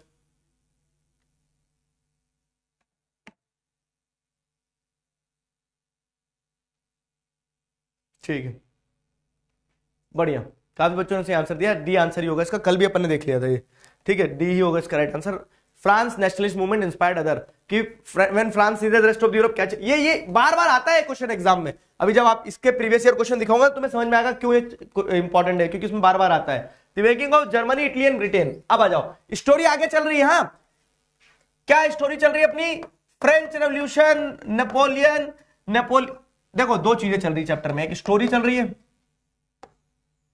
और स्टोरी के अलावा एक क्या चल रही है? थीम चल रही है, थीम चल रही है। तो स्टोरी में क्या हो रहा है? 1789 से लगा के अगर आप देखोगे 1789, ठीक है, 1804 में नेपोलियन आया, 1815 में नेपोलियन गया। नेपोलियन के जाने के बाद में आपको क्या देखने को मिलता है? 1815 में नेपोलियन गया, नेपोलियन के जाने के बाद में आपको देखने को मिलता है कि एज ऑफ रेवोल्यूशन चलता है 30 से 1848 तक, पूरा एज ऑफ रेवोल्यूशन चलता है। ये जो पूरा एज ऑफ रेवोल्यूशन चल रहा था, तो अब इस एज ऑफ रेवोल्यूशन में आपने क्या देखा? France, Belgium, Greece war of independence, Silesia का रिवॉल्ट देख लिया आपने, जर्मनी का 1848 का फ्रैंकफर्ट पार्लियामेंट वाला इवेंट देख लिया, फ्रांस का आपने फिर से रिपब्लिक बनने वाला देख लिया। ये सारी चीज देख ली। अब इसके आगे कहानी क्या है? अब इसके आगे कहानी और चलेगी। जर्मनी, इटली और ब्रिटेन, ये 3 देश के यूनिफिकेशन के बारे में बताया गया है। अच्छा, अलग चीज क्या है? अलग चीज ये है कि अभी तक जितने भी आपने इवेंट्स देखे, इसमें जनता जो है देश को देश बना रही है, ठीक है। अभी तक जितने इवेंट देखे आपने, इन सारे इवेंट में जनता देश को देश बना रही है, ठीक। लेकिन यहां से जो मेकिंग ऑफ जर्मनी इटली और ब्रिटेन है ना, इनके केसेस थोड़े अलग है, ठीक है। पहला टॉपिक है आपका क्या चालू होता है, मेकिंग ऑफ जर्मनी। जैसे अगर हम जर्मनी से शुरू करें तो जर्मनी में हेडिंग क्या दिए, can army be the architect of the nation. Army तो राजा के अंडर में होगी, तो क्या राजा ने ही देश को देश बना दिया? कंफ्यूज हो? मैं समझाता हूं। जैसे हम क्या देख रहे हैं कि 1848 में फ्रैंकफर्ट पार्लियामेंट का क्या होता है, एक फेल्ड अटेम्प्ट हुआ था। उस फेल्ड अटेम्प्ट में राजा ने कॉन्स्टिट्यूशन को रिजेक्ट कर दिया। राजा ने बोला ठीक है ची फाइन। तो अब राजा ने क्या किया, राजा ने कॉन्स्टिट्यूशन को रिजेक्ट कर दिया था। फ्रेडरिक विलियम फोर, राजा ये सोच रहे थे कि वो अमर है, राजा मर गए, ठीक है, मृत्यु होगी ना। फ्रेडरिक विलियम फोर के मरने के बाद में प्रूशियन एम्पायर जो था, प्रूशियन एम्पायर ही बाद में जाके जर्मनी बनेगा, हाँ, तो प्रूशियन एम्पायर का दूसरा रूलर आता है, ठीक है। अब ये जो दूसरा केसर विलियम वन आता है, जो दूसरा राजा आता है, दूसरे राजा ने ये समझा कि यार जनता को रोक नहीं सकते, जो मैंने बताया था ना कि was the 1848 revolt a failed attempt, तो उन्हें समझ में आ गया था आज अगर जनता देश बनाना चाह रही है, प्रूशियन एम्पायर को जर्मनी एक नेशन बनाना चाह रही है, वो मैं नहीं बनाऊंगा, जनता कल को फिर आएगी, कल भी नहीं बनाऊंगा, परसों फिर आएगी, और एक दिन देश देश बन के रहेगा। लेकिन अगर मैं बना दूंगा तो लोग मेरी भी रिस्पेक्ट करेंगे, क्यों, हमारा राजा राजा, ठीक है, उत्सव की तैयारी करो टाइप से। और अगर मैंने नहीं बनाया तो लोग मुझे हटाएंगे, किसी और को राजा बनाएंगे, या फिर हो सकता है रिपब्लिक ही बना दे फ्रांस की तरह। तो धीरे धीरे जो कंजर्वेटिव्स थे ना, उन्हीं लोगों को समझ में आने लगा कि हमारे एम्पायर्स जो है वो एम्पायर्स को हटा के अब हमें नेशन स्टेट बनाना पड़ेंगे, मतलब फिक्स्ड टेरिटरी, उसके अंदर आर्मी, उसके अंदर कॉन्स्टिट्यूशन, इलेक्टेड रिप्रेजेंटेटिव सब करना पड़ेगा, डेमोक्रेटिक सेटअप थोड़ा सा लाना पड़ेगा। क्यों? क्योंकि हम नहीं करेंगे तो जनता तो एक दिन कर ही देगी, और जनता करेगी तो लात मार के भगा भी देगी। तो एटलीस्ट हम खुद ही देश बना ले तो हमारी तो रिस्पेक्ट रहेगी थोड़ी सी। अब देश बनाने में दिक्कत क्या थी, जैसे मैं बता रहा हूं कि प्रूशियन एम्पायर इतना बड़ा है, ये प्रूशियन एम्पायर, लेकिन वही रोमांटिसिज्म की फीलिंग, लोगों को लगता था कि people belonging to one culture should have one country. तो ये फ्रांस का इतना हिस्सा जो है, जैसे ये पूरा फ्रांस है, अगर तो फ्रांस का इतना हिस्सा लोगों को ऐसा लगता था कि नहीं, ये भी जर्मनी का ही हिस्सा होना चाहिए, ठीक है। उनको लगता था क्या कि नीदर डेनमार्क जो है, तो डेनमार्क का जो हिस्सा है थोड़ा सा, ठीक है, डेनमार्क का जो थोड़ा सा हिस्सा है, इतना हिस्सा डेनमार्क का भी क्या होना चाहिए, इसमें जर्मनी के अंदर आना चाहिए। तो प्रूशियन एम्पायर को कंट्री बनाने के लिए कुछ एरिया थोड़े थोड़े उनको बढ़ाना था, कुछ एरिया हो सकता था छोड़ना था। तो अब क्या होगा ना, the making of Germany, Italy and Britain हम जो पढ़ रहे हैं, तो इसमें हम ये देखेंगे कि how the conservatives, how the ruling class, ठीक है, how the ruling class played a very important role. Ruling class के लोगों ने कैसे एक इंपॉर्टेंट रोल प्ले करा जर्मनी को जर्मनी बनाने में, ठीक है। रूलिंग क्लास के लोगों ने कैसे जर्मनी को जर्मनी बनाने में एक इंपॉर्टेंट रोल प्ले करा, ठीक है। तो अब आपके सामने यह 3 टॉपिक है, ये 3 टॉपिक में वो सारे पॉइंटर्स हैं जो आपको अच्छा आंसर बनाने के लिए चाहिए रहेंगे। सिंपल समझते हैं मेकिंग ऑफ जर्मनी। तो मेकिंग ऑफ जर्मनी में क्या होता है, ठीक है, कि जो प्रूशियन स्टेट पावर है, मतलब जो राजा था, ठीक है, राजा ने, रुक जाओ, इसके पहले अपन आगे बढ़े, पिछले वाले क्वेश्चन का आंसर देख ले। 84% बच्चों ने डी सेलेक्ट किया, यस, फ्रांस नीजेस वाला वो सही है। और लीडर बोर्ड जो है तो Shinchan you Desai, Shinchan from India, ठीक है, अरे सिंचैन नहीं है, सॉरी एक्सट्रीमली सॉरी, सिंचना, ठीक है, सिंचना, मैं वही सोचूं इंडिया में सिंचैन कहां से आ गया, सिंचना, ठीक है। फर्स्ट पे अनुष्का भट्टाचार्य जी, ठीक है, और शुभ गुप्ता, जय हिंद, शुभ गुप्ता जय हिंद, आरंभियन बेटा तुम, मैं पहचान गया तुम्हें, थप्पा, ठीक है। आर्य पारकर, यूजर आयुष टेकम, देव अग्रवाल और Sujal Sharma, these people are on leader board. चलो पिछले वाले क्वेश्चन का था, आगे बढ़ते हैं। तो अब देखो जर्मनी कैसे बना। तो वही जर्मनी की जो रूलिंग क्लास थी, जर्मनी के जो राजा थे, तो ही टुक द रिस्पॉन्सिबिलिटी, और उन्होंने कंट्री को यूनिफाई करने का प्रयास किया, ठीक है। तो demonstrated German unification, making of Germany मतलब German unification was demonstrated by the Prussian state power, कि प्रूशिया की जो स्टेट पावर है वो दर्शाई गई है, वो प्रूशियंस जो है तो वो क्या करेंगे, जर्मन यूनिफिकेशन का काम आगे बढ़ाएंगे, ठीक है। Otto von Bismarck fought 3 wars over 7 years. Otto von Bismarck ने क्या किया, 7 सालों तक, ठीक है, 7 ईयर्स, टिल 7 ईयर्स ही फॉट 3 वॉर्स, 7 सालों तक उन्होंने 3 लड़ाइयां लड़ी ऑटो वन बिस्मार्क, ठीक है। Auto von Bismarck fought 3 wars over 7 year. Auto von Bismarck कौन आ गया सर पिक्चर में? तो ये प्रूशिया के चीफ मिनिस्टर थे ऑटो वन बिस्मार्क, एक टकले से अंकल थे, लेकिन ही वाज कह सकते हैं ग्रेट कह सकते हैं आर्मी मैन। और उन्होंने क्या करा, ऑटो वन बिस्मार्क ने प्रूशियन आर्मी को लीड किया। 7 सालों तक 3 देशों से लड़े वो, ऑस्ट्रिया, डेनमार्क और फ्रांस। क्यों लड़े भाई? क्योंकि मैंने बताया ना उनको ऑस्ट्रिया, डेनमार्क, फ्रांस से कुछ कुछ टेरिटरीज जीतना थी, और वो टेरिटरी जीत के वो प्रूशियन एम्पायर पूरा ग्रेट जर्मनी में कन्वर्ट हो जाएगा। तो 7 सालों तक 3 लड़ाइयां लड़ी गई, तीनों लड़ाइयों में प्रूशियन एम्पायर जीतता है। फाइनली जनवरी 1871 में क्या होता है, विलियम वन जो थे, केसर मतलब जैसे हमारे यहां महाराजा लगाते ना, महाराजा इंद्रवर्मा, ठीक है, ठीक है, महाराजा इंद्रवर्मा, ढोलकपुर के राजा का नाम यही ना इंद्रवर्मा, महाराजा इंद्रवर्मा, ठीक है। और उनकी राजकुमारी का नाम क्या है? इंदुमती, ठीक है। तो वैसे ही जैसे हमारे यहाँ महाराजा लगाते हैं तो फ्रांस में केसर लगाते हैं। तो 71 में, जनवरी 1871 में Kaiser William one was proclaimed as the German emperor, ठीक है, इसको जर्मन एम्परर डिक्लेयर कर दिया, और इस तरह से जर्मनी बनना कंप्लीट हुआ। अब जर्मनी जब बना तो दिखती बात है कि प्रूशिया के डोमिनेशन के साथ जर्मनी बना। तो जब प्रूशिया से जर्मनी बन गया तो यहां पे करेंसी को मॉडर्नाइज किया गया, लीगल सिस्टम, जुडिशियल सिस्टम, सब चीज को मॉडर्नाइज किया गया, और उसमें डोमिनेशन आपको प्रूशियन पावर की ही देखने को मिलेगी, क्योंकि प्रूशिया ही जर्मनी बना ना, गंगाधर ही शक्तिमान बना ना, तो गंगाधर तो रहेगा ही रहेगा। समझ में आया? तो this is how the Germany was made, making of Germany. Clear हुआ? बताओ, चैट में बताओ अगर कोई डाउट है तो।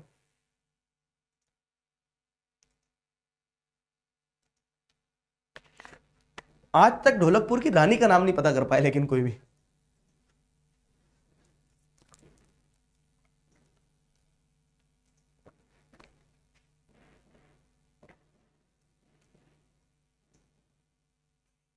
बताओ। ब्रेक कुछ नहीं होता है, हमारी गाड़ी नॉन स्टॉप है।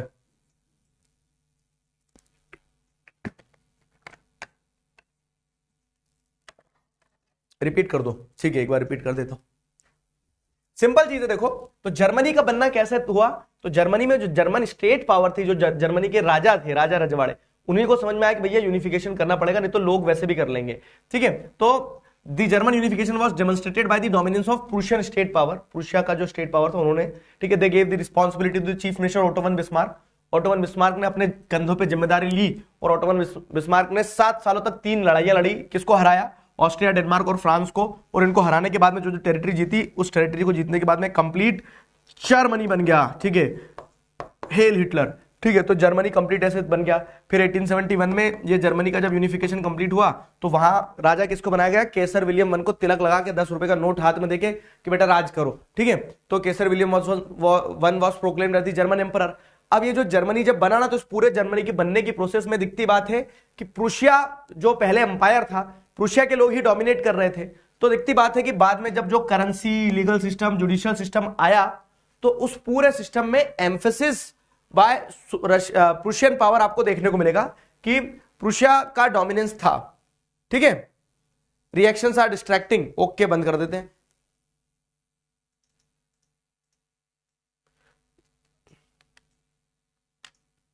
Got it? चलो पोल ले लेंगे बेटा लास्ट में भी, और एक और, ठीक है। जर्मनी बन गया, बधाई हो। क्या हुआ है? जर्मनी हुआ है। जर्मनी यूनिफाई करवाने के बाद में इतनी टेंशन है, अब दूसरा देश यूनिफाई करवाता हूं मैं। चलो दूसरा देश यूनिफाई करवाते हैं, इटली, ठीक है। इटालियन यूनिफिकेशन की बात करते हैं। इटालियन यूनिफिकेशन की बात करें उसके पहले मैं आपको थोड़ा इटली के बारे में बता देता हूं। देखो ऐसा एक कुछ तो भी कुत्ते की हड्डी टाइप, ठीक है, ये है इटली, ठीक है। इटली में क्या है ना समस्या, इटली का जो किंगडम ऑफ टू सिसिलीज है, ये साउथ वाला जो हिस्सा है, ये इस पे कौन रूल कर रहा था? स्पेन की बॉर्बन डायनेस्टी रूल कर रही थी, ये स्पेन के अंडर में था, ठीक है। सेंटर वाला एरिया तो पॉप के अंडर में था, ठीक है, रिलीजियस लीडर। ऊपर वाला एरिया जो है तो ये ऑस्ट्रिया हैब्सबर्ग जो एम्पायर था, ऑस्ट्रियन हैब्सबर्ग एम्पायर, उसके अंडर में था। तो क्या देखने को मिल रहा है कि इटली वॉज पॉलिटिकली फ्रेगमेंटेड। जो इटली के ओरिजिनल वंशज थे ना, जो असली हकदार थे, राजा जो थे वहां के, विक्टर इमैनुअल, राजा के पास में सिर्फ ये वाला एरिया था, ठीक है। तो ये किंग के पास सिर्फ इतना था इटली, ठीक है, ओरिजिनल एरिया इतना था, जो सार्डिनिया पेडिमोंट वाला रीजन था, वो सिर्फ राजा के पास इतना था। बाकी सारा पार्ट कोई और ऑक्यूपाई करके बैठा था इटली का। अब इटली का यूनिफिकेशन चाहते थे, क्योंकि यहां सारे लोग इटालियन लैंग्वेज बोलते थे, इटालियन कल्चर था, तो दे नीडेड कि इस तरह से इटालियन यूनिफिकेशन होना चाहिए, ठीक है, इटली का यूनिफिकेशन इस तरह से कंप्लीट होना चाहिए, वो ये चाह रहे थे। अब होता क्या है, तो ये समझ में आ गया कि इटली कैसे पॉलिटिकली फ्रेगमेंटेड था, ठीक है, ये पॉलिटिकली फ्रेगमेंटेड था इटली, इटालियन यूनिफिकेशन के बात हो गया आगे, तो इटली वाज पॉलिटिकली फ्रेगमेंटेड। अब इस पॉलिटिकल फ्रेगमेंटेशन से अपन आगे बढ़े अगर, तो हमें समझ में आएगा कि पॉलिटिकली फ्रेगमेंटेड इनटू 7 स्टेट्स, और इन 7 स्टेट्स में से आप देख रहे हैं कि नॉर्थ का पार्ट हैब्सबर्ग एम्पायर के पास था, साउथ स्पेन के पास था, सेंटर में पोप थे, और सिर्फ सार्डिनिया पेडिमोंट वाला रीजन जो था it was under princely rule, मतलब वहां के राजा के पास में सिर्फ इतना ही था, ठीक है, वहां के राजा के पास में सिर्फ इतना ही था। अब होता क्या है ना, इटालियन यूनिफिकेशन के लिए एक बार किसी व्यक्ति ने प्रयास कर चुका है, ये नाम कुछ सुना सुना सा लग रहा है तुम्हें, ठीक है, सुनेला सुनेला लग रहा है नाम, कैसे, क्योंकि अगर आपको ध्यान हो तो एक रेवोल्यूशनरी थे, क्या नाम था उनका, गुजिपी मजीनी। तो Giuseppe Mazzini was the person who tried to unify Italy, उन्होंने एक बार प्रयास किया लेकिन ही वाज नॉट सक्सेसफुल, वो इटली को यूनिफाई करवा नहीं पाए। अब जब गुजिपी मजीनी ने के अटेम्प्ट्स फेल हो गए ना, उसके बाद में जो इटली के राजा थे, इटली के राजा जो प्रिंसली हाउस के राजा थे, उनका नाम था Victor Emmanuel two. Victor Emmanuel two ने खुद जिम्मेदारी अपने कंधों पे ली। कैसे जिम्मेदारी अपने कंधों पे ली, उन्होंने बोला हट जा, गाड़ी तेरा भाई चलाएगा, मतलब उन्होंने अब ये बोला कि अब मैं यूनिफाई करवाऊंगा इटली को, मैं राजा हूं ना, मेरा दायित्व बनता है कि आई शुड यूनिफाई इटली। तो इटालियन यूनिफिकेशन के लिए विक्टर इमैनुअल टू ने सारी जिम्मेदारी अपने कंधों पे ले ली। अब विक्टर इमैनुअल टू ने किया क्या पता इटालियन यूनिफिकेशन के लिए, विक्टर इमैनुअल टू ने जिम्मेदारी अपने कंधों पे ली और बोला बड़ा वजन लग रहा है, तो उन्होंने अपने चीफ मिनिस्टर ठीक है, चीफ मिनिस्टर कैवियोर को बोला कि जाओ बेटा इटली को यूनिफाई करवाओ। तो अब कैवियोर जो थे, ठीक है, Cavour unified north Italy with the help of France. मैंने आपको जो बताया ना स्ट्रक्चर कि जैसे इटली का ये नदन पार्ट जो है, ठीक है, इटली का नदन पार्ट जो है तो वो किसके अंडर में था, हैब्सबर्ग एम्पायर के अंडर में, ऑस्ट्रियन हैब्सबर्ग एम्पायर के अंडर में था। तो जो इटली के चीफ मिनिस्टर थे कैवियोर, काउंट दी कैमिलियो कैवियोर जो थे, ठीक है, तो कैवियोर को जिम्मेदारी दी राजा ने, क्योंकि राजा को दिख रहा था कि यूनिफाइड इटली, जितना बड़ा इटली होगा, यूनिफाइड इटली होगा, उतनी ज्यादा पॉसिबिलिटी होगी पॉलिटिकल और इकोनॉमिक डोमिनेंस की। तो राजा ने क्या किया, विक्टर इमैनुअल टू ने he took the responsibility and gave it to the Cavour, और कैवियोर से बोला कि बेटा यूनिफाई करवाओ इटली को। तो कैवियोर जो था, Cavour was a very tactful diplomat, उसके फ्रांस के साथ बहुत अच्छे संबंध थे, ठीक है, फ्रेंच लैंग्वेज उसको बहुत अच्छी आती, तो उसने फ्रांस की मदद ली कैवियोर ने, और फ्रांस की मदद लेके कैवियोर ने क्या किया, ये जो नॉर्थ वाला पार्ट है, ठीक है, इस नॉर्थ वाले पार्ट को उसने क्या कर दिया, यूनिफाई करवा दिया, ठीक है, समझ में आ रही मेरी चीज। तो Cavour unified north Italy with the help of France, ठीक है, कैवियोर ने नॉर्थ इटली को with the help of France unify करवा दिया। तो Cavour unified north Italy with the help of France and defeated Austrian forces in 1859 में जो ऊपर ऑस्ट्रियन हैब्सबर्ग एम्पायर के रूलर बैठे थे, इनको खदेड़ के बाहर निकाल दिया, और कैवियोर ने नॉर्थ इटली को आजाद करवा दिया। नाचो, नॉर्थ इटली आजाद हुआ। ठीक, फिर क्या होता है, गुजिपी गैरिबाल्डी एक सोल्जर था, एक लीडर था, किसका, विक्टर इमैनुअल टू का। गुजिपी गैरिबाल्डी ने ये साउथ वाला जो इटली है ना, साउथ वाला इटली जो कि स्पेन के बॉर्बन डायनेस्टी के अंडर में था, स्पेन के लोग यहां रूल कर रहे थे, तो गुजिपी गैरिबाल्डी ने क्या किया, Giuseppe Garibaldi with the help of peasants, तो जो आम पीजेंट्स थे उन पीजेंट्स को एक साथ अपने लाया, वो पीजेंट्स को एक साथ लाके गुजिपी गैरिबाल्डी ने साउथ वाला जो इटली है ना, वो स्पेन के बॉर्बन रूलर से आजाद करवा दिया। नाचो, साउथ भी आजाद हो गया। सर सेंटर, तो आजू बाजू जब मार पड़ रही होती ना, तो बीच वाला आदमी वैसे ही डर के क्या कर देता है, उसके वैसे ही डर के मारे सुसु निकल जाती है। तो वही यहां पे भी हुआ, ठीक है, कि जो सेंट्रल रीजन था, सेंट्रल रीजन से लड़ाई लड़ना ही पड़ी। क्यों, क्योंकि सेंट्रल रीजन में पहली बात तो रिलीजियस लीडर रह रहे थे, वहां पे पोप थे, ठीक है, तो सेंट्रल रीजन जो है तो they automatically agreed to merge with the unified Italy, उन्होंने बोल दिया हम तुम्हारे साथ ही रहेंगे, हमें क्यों मार रहे हो ऐसा, ठीक है। तो क्या हो रहा है कि इस तरह से इटालियन यूनिफिकेशन कंप्लीट हुआ। सार्डिनिया पेडिमोंट वाला रीजन तो ऑलरेडी प्रिंसली हाउस मतलब विक्टर इमैनुअल टू के अंडर में था, and this is how the Italian unification was completed. तो ऐसे इटली का यूनिफिकेशन हुआ। अब बताओ जरा चैट में, पहले थम्स अप देके बताओ समझ में आया कि नहीं, ठीक है। एक बार फिर से बता रहा हूं इटालियन यूनिफिकेशन। तो इटालियन यूनिफिकेशन की कहानी क्या है कि इटली एक यूनिफाइड टेरिटरी नहीं था, पॉलिटिकली फ्रेगमेंटेड था, सिर्फ सार्डिनिया पेडिमोंट वाले रीजन पे किसका, प्रिंसली हाउस का रूल था। अब देखो ये छोटे छोटे पॉइंटर्स आपको पूरी कहानी रिकॉल करवाएंगे। गुजिपी मजानी ने एक बार प्रयास किया यूनिफाई करने का इटली को, लेकिन he was not successful. Victor Emmanuel two जो है तो उन्होंने पूरी जिम्मेदारी अपने कंधे ली कि यार मैं यूनिफाई करवाऊंगा, चिंता क्यों कर रहे हो। विक्टर इमैनुअल टू ने, मतलब ये आपका आंसर लिखने के लिए पॉइंट सारे याद रहेंगे कि विक्टर इमैनुअल टू ने अपनी जिम्मेदारी ली, और वो जिम्मेदारी लेके ऐसे लेके कैवियोर को दे दी। चीफ मिनिस्टर कैवियोर थे, इन्होंने फ्रांस की मदद से नॉर्थ इटली जो है उसको यूनिफाई करवाया, ठीक है, ऑस्ट्रियन फोर्सेस को वहां से हटाया। फिर उसके बाद में साउथ इटली जो है तो गुजिपी गैरिबल्डी ने पीजेंट की मदद से आजाद करवाया। And this is how the Italian unification was completed. बताओ जरा फटाफट से, क्लियर? मजा आया? देख भाई तेरे टीचर ने खड़े खड़े 2 देश यूनिफाई करवा दिए और बात करते हो तुम। कोई डाउट यहां तक? आ जाओ, अब तीसरा देश यूनिफाई करवाएं।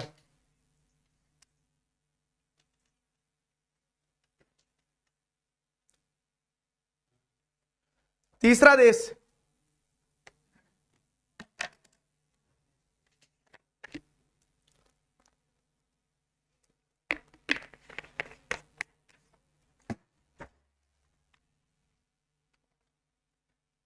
आ जाओ।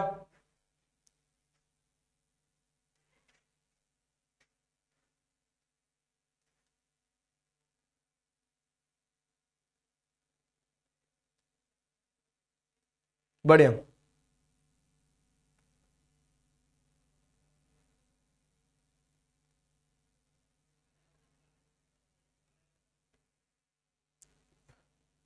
यार सुनो मेरी बात, ब्रह्मास्त्र जो है ना, ब्रह्मास्त्र का सिस्टम सेट कर रहे हैं, यू विल गेट इट, चिंता ना करो। कितनी देर और क्लास चलेगा? जब तक है जान, ठीक है। अब तीसरा कंट्री अपन यूनिफाई करते हैं, चलो आ जाओ फटाफट। तीसरा कंट्री जो अपने को यूनिफाई करना हो, तीसरा कंट्री कौन सा है अपना? तीसरा कंट्री है ब्रिटेन। ब्रिटेन का यूनिफिकेशन समझते हैं अब। ब्रिटेन का स्ट्रेंज केस ऑफ ब्रिटेन है, क्योंकि ब्रिटेन में बिना किसी मारधाड़ के ब्रिटेन का यूनिफिकेशन होता है, समझ में, ठीक है। तो ब्रिटेन में क्या हो रहा है, देखो वही पॉइंटर्स बड़े हैं कि ब्रिटेन भी क्या है, तो ब्रिटेन भी आपको देखने को मिलेगा ब्रिटिश आइल्स है। ब्रिटिश आइल्स मतलब क्या कि ब्रिटेन आइलैंड थे। जैसे आप क्या देखोगे कि एक ऐसा आइलैंड है ऊपर, ठीक है, और वो आइलैंड जो है तो ऐसा, ये नदर्न आइलैंड है यहाँ, मतलब यहाँ आयरलैंड है, ये ब्रिटेन है। तो उसमें आपको देखने को मिलता है क्या है कि इंग्लिश स्पीकिंग लोग भी रहते हैं, स्कॉटिश भाषा बोलने वाले लोग भी रहते हैं, ठीक है, स्कॉटिश भाषा बोलने वाले लोग भी रहते हैं, आयरिश भाषा बोलने वाले लोग आयरलैंड में रहते हैं। तो ऐसा आइलैंड है, आइलैंड ग्रुप थे। तो there were inhabitants of different ethnic groups, कुछ इंग्लिश बोलते थे, कुछ वेल्श थे, कुछ स्कॉट्स थे, कुछ आयरिश थे। तो अलग अलग भाषा बोलने वाले लोग रहते थे, ठीक है। अभी जो अलग अलग भाषा बोलने वाले लोग थे ना, इन लोगों में क्या होता है ना, जो इंग्लिश लैंग्वेज स्पीकिंग ग्रुप था, जो ट्राइब थी एक तरह से कह सकते हैं अलग अलग भाषा बोलने वाली, तो जो इंग्लिश भाषा बोलने वाली ट्राइब थी, the English grew steadily and asserted domination. तो इंग्लिश भाषा बोलने वाले लोग जो है तो धीरे धीरे धीरे धीरे ग्रो करते चले गए, इकोनॉमिकली ग्रो कर गए, क्योंकि उन्होंने ओवरसीज ट्रेड वगैरह किया, पैसा कमा लिया, और पैसे से आदमी क्या है, पावरफुल होने लगता है। तो वही English grew steadily and asserted their dominance. तो इंग्लिश स्पीकिंग ग्रुप जो था, उस इंग्लिश स्पीकिंग ग्रुप ने क्या किया, जो आजू बाजू के दूसरे एथनिक ग्रुप थे ना, जैसे वेल्श, स्कॉट और आयरिश, इन लोगों के ऊपर डोमिनेंस शो करना स्टार्ट कर दी कि मैं बड़ा भाई हूं, ठीक है, उस टाइप से। समझ में आ रही है यहां तक कहानी? तो there were different different ethnic group, और among that different ethnic group English speaking group grew dominantly. English भाषा बोलने वाले लोग जो है डोमिनेंटली क्या करते चले गए, ग्रो करते चले गए। 1688 में क्या होता है, ठीक है, 1688 में जैसे अगर आप देखोगे तो इंग्लिश में भी, इंग्लैंड में भी राजा था, लेकिन वहां के राजा ने सबसे पहले क्या कर दिया, अपनी पावर खुद दे दी, किसको, इंग्लिश पार्लियामेंट को। तो 1688 में English parliament seize power from the monarch. तो इंग्लिश पार्लियामेंट ने मोनार्क से पावर ले ली थी, और मोनार्क ने हंसते खेलते प्यार से पावर दे दी थी, और तब से मोनार्क और पार्लियामेंट की अच्छी बन रही है, वहां पे कॉन्स्टिट्यूशनल मोनार्की आज तक चलते आ रही है, ठीक है। तो 1688 में इंग्लिश पार्लियामेंट ने पावर ले ली। अब क्या था, लेकिन सिर्फ जो इंग्लिश स्पीकिंग एरिया था, इंग्लैंड था ना, वहीं पे पावर थी उनके पास में, आजू बाजू के एरियाज को जीतना जरूरी था अभी। तो फिर क्या होता है कि 1707 में क्या होता है, एक्ट ऑफ यूनियन साइन होता है। अब ध्यान रखना कि इंग्लिश डोमिनेशन अपनी स्टैब्लिश कैसे कर रहे थे, तो इंग्लिश स्पीकिंग ग्रुप ने, इंग्लैंड ने क्या किया, स्कॉटलैंड के साथ में एक संधि करी, एक एग्रीमेंट करा, जिसके चलते Scotland became the part of England, मतलब इंग्लैंड और स्कॉटलैंड जुड़ गया, इंग्लैंड और स्कॉटलैंड जुड़ के United Kingdom to be called Great Britain, ठीक है। इसको क्या कहा जाएगा, ग्रेट ब्रिटेन कहा जाएगा। स्कॉटलैंड और इंग्लैंड को उन्होंने जोड़ दिया, ठीक है, ग्रेट ब्रिटेन कहलाने लगा वो। फिर उसके बाद क्या होता है, 1801 में, लगभग 100 साल बाद, आयरलैंड जो बचा हुआ इधर यहां कंट्री था, तो आयरलैंड को फोर्सिबली इनकॉर्पोरेट करा। आयरलैंड में भी क्या है ना, आयरलैंड में जैसे अगर आप देखोगे तो आयरलैंड में जो नदर्न आयरलैंड के लोग थे, ठीक है, तो वो लोगों को क्या है, जबरदस्ती ब्रिटेन में जैसे प्रोटेस्टेंट्स ज्यादा थे, इंग्लिश ध्यान हो तो प्रिंट कल्चर अगर चैप्टर आपने पढ़ लिया है जिन लोगों ने, तो प्रिंट कल्चर में आपको देखने को मिलता है कि क्रिश्चियंस के अंदर प्रोटेस्टेंट्स हैं और कैथोलिक्स हैं। तो आयरलैंड में कैथोलिक जाता है और ब्रिटेन में प्रोटेस्टेंट जाता है। तो आयरलैंड के जो प्रोटेस्टेंट है उनको अट्रैक्ट करा ब्रिटेन के प्रोटेस्टेंट्स ने और आयरलैंड को फोर्सिबली अपने अंदर इनकॉर्पोरेट किया। मतलब मिल जाने में क्या समस्या है सर? मिल जाने में समस्या है कि अब आपका कल्चर रौंद दिया जाएगा, अब आपके ऊपर क्या होगा, किसी और का कब्जा होगा एक तरह से। तो इंग्लिश डोमिनेशन स्कॉटलैंड के ऊपर हो गई एक्ट ऑफ यूनियन के तहत। 1801 में क्या होता है, आयरलैंड को जबरदस्ती इनकॉर्पोरेट करा ब्रिटेन के अंदर, और यहां पे लोगों ने रिवॉल्ट भी करा, जैसे यूनाइटेड आयरिशमैन को लीड कर रहे थे Wolfe Tone, but he was not successful कि वो रोक पाए अपना यूनिफिकेशन, और वो उसमें जाके फिर मर्ज हो गए। ठीक है, तो ये हो गया इंग्लिश कल्चर डोमिनेंस। ठीक है, अब आपको क्या देखने को मिलता है कि जो धीरे धीरे करके एक्ट ऑफ यूनियन और कह सकते हैं इनकॉर्पोरेशन ऑफ आयरलैंड के बाद में इंग्लिश वेल्श मतलब वेल्श रीजन जो है वो तो ऑलरेडी जोड़ ही लिया था इंग्लिश टर्म के साथ, स्कॉटलैंड को जोड़ लिया, आयरलैंड को जोड़ लिया। तो इस तरह से क्या देखने को मिलता है आपको कि जो यूनिफिकेशन हुआ वो ब्रिटेन बना। ठीक है, स्ट्रेंज गेट ऑफ ब्रिटेन, तो इस तरह से ब्रिटेन बन गया, यूनाइटेड किंगडम ऑफ ब्रिटेन बनता चला गया। अब इसमें आपको क्या देखने को मिल रहा है कि दिखती बात है कि इंग्लिश लोग जो थे, इंग्लिश स्पीकिंग ग्रुप जो था वो अपनी डोमिनेंस शो कर रहा था। तो cultural domination of English speaking group आपको देखने को मिलती है। जैसे उनका जो फ्लैग था यूनियन जैक, उसी को नेशनल फ्लैग बनाया गया। God save our noble king, ये उनका नेशनल एंथम बनता है, जो कि ब्रिटेन का नेशनल एंथम, इंग्लिश का नेशनल एंथम था। क्लियर हुआ? तो इस तरह से ब्रिटेन का यूनिफिकेशन कंप्लीट हुआ। बधाई हो, हमने आज 3 कंट्रियों को यूनिफाई करवाया। भगवान देख रहा है हमारे इस प्रयास का फल, वो हमें देगा कि आपने 3 देश यूनिफाई करवा दिए। क्लियर हुआ यहां तक? बताओ जरा, थम्स अप देखें।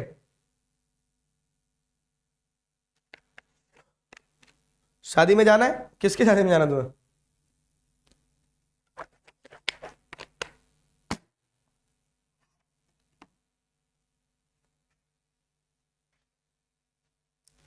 पसंदीदा मर्द?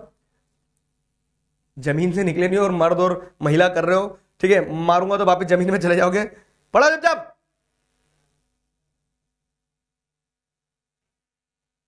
सॉन्ग से डिस्ट्रिक्शन हो रहा है। सॉन्ग कहां चल रहा है?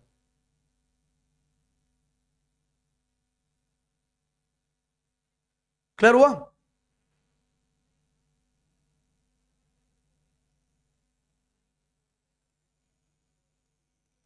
क्लियर है?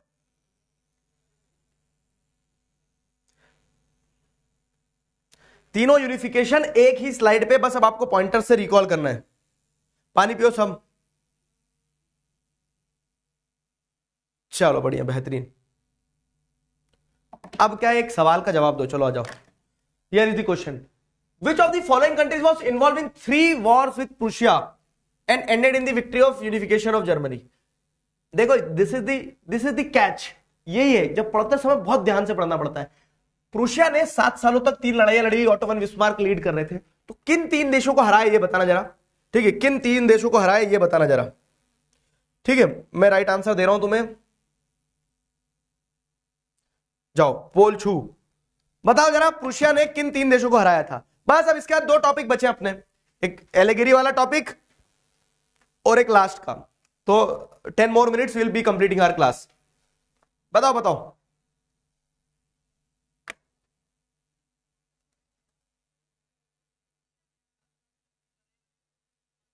इसका आंसर कौन देगा? हाँ, चैट में दे लो आंसर।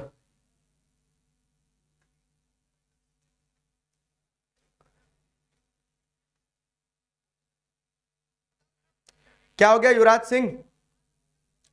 ब्रिटेन वाला वापस बता दें एक बार। देखो, वापस क्या बताना है, सिंपल।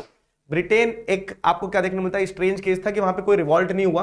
वहां पे आपको देखने को मिलता है डिफरेंट एथनिक ग्रुप्स रहते थे, जैसे इंग्लिश, वेल्स, स्कॉट्स, आयरिश। ठीक है, अब इन सभी ग्रुप में इंग्लिश डोमिनेटिंग कल्चर पे आता है अपना, मतलब इंग्लिश कल्चर के लोग डोमिनेट कर रहे थे क्योंकि देवर इकोनॉमिकली और पॉलिटिकली वेल ऑफ।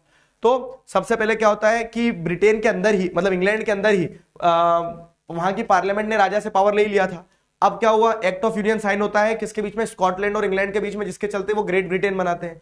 फिर आगे जाके अब आयरलैंड को जोड़ना था, तो आयरलैंड को जबरदस्ती फोर्सफुली इनकॉर्पोरेट किया गया।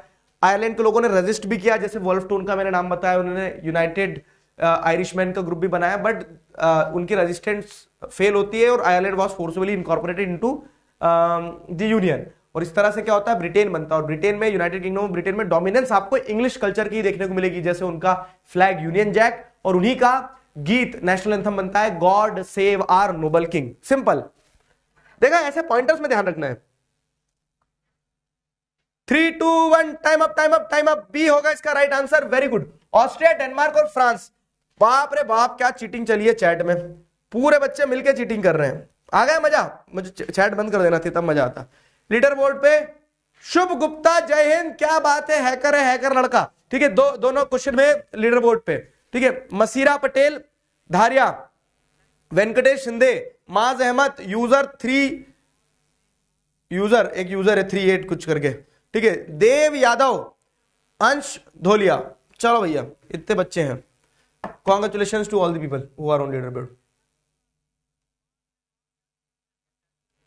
चलिए आगे बढ़े।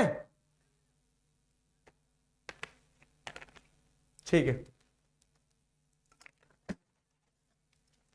अगला टॉपिक है विजुअलाइजिंग द नेशन। समझना, मैं आपसे कहूं कि भूत देखा है कभी? बोलोगे हाँ देखा है सर। भूत कहां देखा है? पिक्चरों में देखा है। सफेद साड़ी पहना हुआ, बड़े बड़े बाल, बड़ी सी लाल टिकी, पैर उल्टे। ठीक है, आप में से एक ने भी ऐसा कुछ नहीं देखा होगा, लेकिन सब ने क्या कर लिया? भूत की पिक्चर बता दी मुझे। ठीक है, आपने मुझे भूत की पिक्चर बता दी। वो कैसे बता पाए? क्योंकि you have an abstract idea in your mind which is being classified as a allegory. समझ रहे हो? तो जब हम किसी एक विचार को, चाहे हमने देखा हो ना देखा हो, उसको एक फॉर्म दे देते ना, उसको एक फॉर्म दे देते हैं। ठीक है, तो वो होता है एलिगरी बनाना। सिंपल चीज। विजुअलाइजिंग द नेशन टॉपिक क्या कहना चाह रहा है?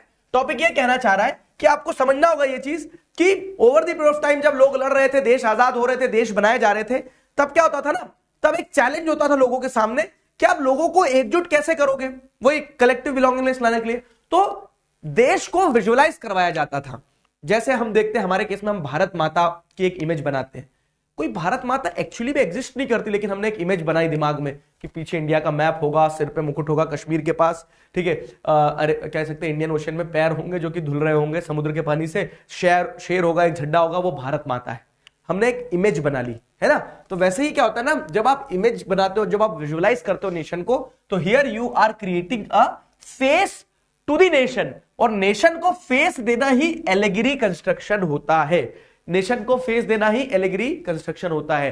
तो ऐसा ही जब यूरोप में ये पूरा नेशनलिज्म की लहर दौड़ रही थी, जब जगह जगह क्या होते थे, एलिगरीज बनाए जाते थे जो कि किसी आइडिया को। तो जब आप क्या कह रहे हैं, जब when you are giving face to the abstract idea, idea can be anything, jealousy. ठीक है, idea can be anything, jealousy हो सकता है, लव हो सकता है, कुछ भी हो सकता है। तो जब आप उसको क्या देते हो, जब आप उसको एक फेस देना शुरू करते हो ना, तो वो आइडिया क्या कहलाता है? वो आइडिया एलिगरी कंस्ट्रक्शन कहलाता है। ठीक है, तो जैसे फ्रांस में क्या है, फ्रांस में फीमेल एलिगरी बनी उनकी, क्या नाम? मैरियन। ठीक है, मैरियन मतलब क्या है? तो वहां के रिवॉल्ट में चौरायों पे, पब्लिक स्क्वायर्स पे क्या होता था, एक मूर्ति लगाई जाती थी। ठीक है, बूथ लगा दिए जाते थे। उस बूथ में क्या होता था कि एक महिला दर्शाई जाती थी, उस महिला ने रेड कैप पहनी होती थी, एक कोकैट लगा होता था, एक फद्दा लगा होता था यहाँ पे।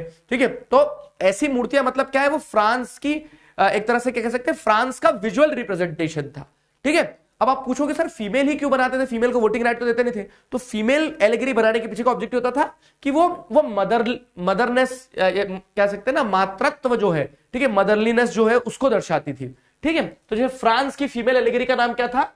Marrion, which express liberty and republic. और Marianne during the French revolution, Marianne के जो पुतले हैं वो जगह जगह चौराहे पे लगाए जाते थे। सिमिलरली जर्मनी में जैसे अगर आप देखोगे, तो अब वो कुछ भी हो सकता है, सिंबल हो सकते हैं, लोग हो सकते हैं, एलिगरी कंस्ट्रक्शन ये होता है। जैसे जर्मनी में क्या है, जर्मेनिया, जर्मनी की माता जर्मेनिया।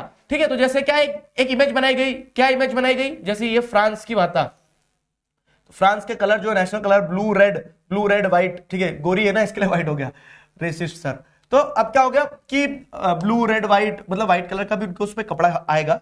ठीक है, तो वो फ्रांस के नेशनल कलर, रेड कैप जो है तो लिबर्टी को दर्शाते। तो ऐसी इमेजेस बनाई जाती थी मैरियन की।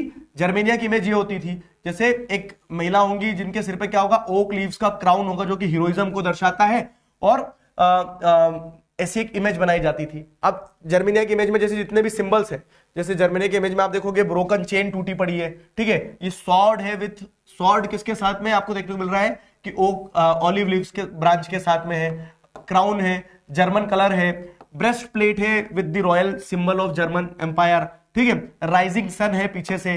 तो ये सारी चीजों का मतलब होता था, ये मतलब यहां पे लिखा भी है, और ये मतलब ध्यान भी रखना क्योंकि ऑब्जेक्टिव टाइप क्वेश्चंस बन जाते हैं। ठीक है, ये मतलब ध्यान में रखना क्योंकि ऑब्जेक्टिव टाइप क्वेश्चंस बन जाते हैं। तो क्या है देखो, मीनिंग ऑफ सिंबल, तो सिंबल का मतलब क्या है कि ब्रोकन चेन आजाद होना दर्शाती थी। ब्रेस्ट प्लेट विद ईगल, ये जो लगी ना, ये रॉयल सिंबल है किसका, रॉयल सिंबल है जर्मन एम्पायर का। क्राउन ऑफ ओक लीव्स, जो क्राउन ओक लीव का पहना है, ये हीरोइज्म को दर्शाता है, ठीक है, crown of oak leave heroism को। स्वॉर्ड जो है, तो तलवार भी हाथ में दीदी के, ठीक है, गोप देंगी, तो तलवार लड़ने के लिए तत्परता दर्शाता है कि तुम अगर ईंट मारोगे तो हम तलवार मार देंगे, ऐसा, ठीक है, तो वो भी है। फिर उसके बाद में क्या है, olive branch around the sword, अब ये तलवार के आजू बाजू ऑलिव ब्रांच लपेटी हुई है, तो olive branch around the sword क्या दर्शाती है, olive branch around the sword दर्शाती है विलिंगनेस टू मेक पीस, लड़ना भी चाहते हैं लेकिन अगर तुम शांति करना चाहते हो तो हम शांति भी कर लेंगे, विलिंगनेस टू मेक पीस, ठीक है। Black red and golden colour जो है जर्मेनिया का ये, तो ये जर्मनी के नेशनल कलर हो गए, ठीक। फिर उसके बाद में क्या, रेज ऑफ राइजिंग सन मतलब बिगनिंग ऑफ न्यू एरा, ये पीछे से जो सूर्य की किरणें आ रही है तो ये नए युग का प्रारंभ दर्शा रही है, क्या नया समय शुरू हुआ, ऐसा नए युग का प्रारंभ दर्शा रही है। समझ में आया? एक क्वेश्चन जैसे इसमें से आता है, बताओ इस क्वेश्चन का आंसर। समझ में आ गया ना? एलिगेरी क्या है, एक बार रिपीट कर दूं कि जब आप एक एब्स्ट्रैक्ट आइडिया को एक स्ट्रक्चर दे रहे हो, एक फेस दे रहे हो, when you are giving face to the nation, this is known as allegory construction. जैसे फ्रांस में मैरियन, जर्मनी में जर्मेनिया, ठीक। अब बताओ आप यहां पे क्या है कि इन सवालों के हिसाब से ब्रोकन चेन क्या दर्शाता है, ब्रोकन चेन फटाफट कर लेते हैं इसको। ब्रोकन चेन दर्शाता है आजाद होना। Breast plate with eagle strength भी दर्शाता है, स्ट्रेंथ दर्शाता है, रॉयल सिंबल भी है।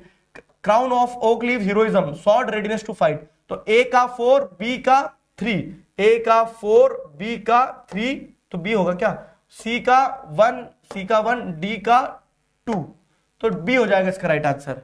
समझ गए, इसका राइट आंसर बी हो जाएगा। क्लियर है? चलो आ जाओ लास्ट टॉपिक। हीरोइज्म मतलब हीरो वाली फीलिंग, हीरोइज्म। इंस्टा पे मैसेज किया मैंने क्लास के बाद ऑनलाइन आना, वाह यार बाबू मैं इंस्टा चलाता ही नहीं, मैं बहुत रेयरली इंस्टाग्राम चलाता हूं, और दूसरी बात मैं अगर इंस्टा चलाने बैठ गया तो मैं दूसरे काम ही नहीं कर पाऊंगा,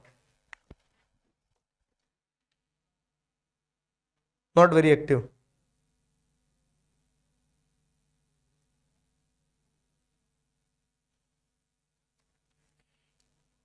ठीक है, चलो आगे बढ़ते हैं। तो अब अगला टॉपिक, लास्ट टॉपिक है आपका नेशनलिज्म एंड इंपीरियलिज्म। नेशनलिज्म और इंपीरियलिज्म को समझना, बी होगा उसका राइट आंसर, यस। नेशनलिज्म और इंपीरियलिज्म को समझना, क्या होता है नेशनलिज्म एंड इंपीरियलिज्म। तो देखो, मुझे मेरे देश से प्यार है, ये नेशनलिज्म है। मेरा देश ही प्यारा है, दूसरे देशों के ऊपर डोमिनेट कर लूं, दूसरे देशों को दबा दूं, डरा दूं, वो होता है इंपीरियलिज्म।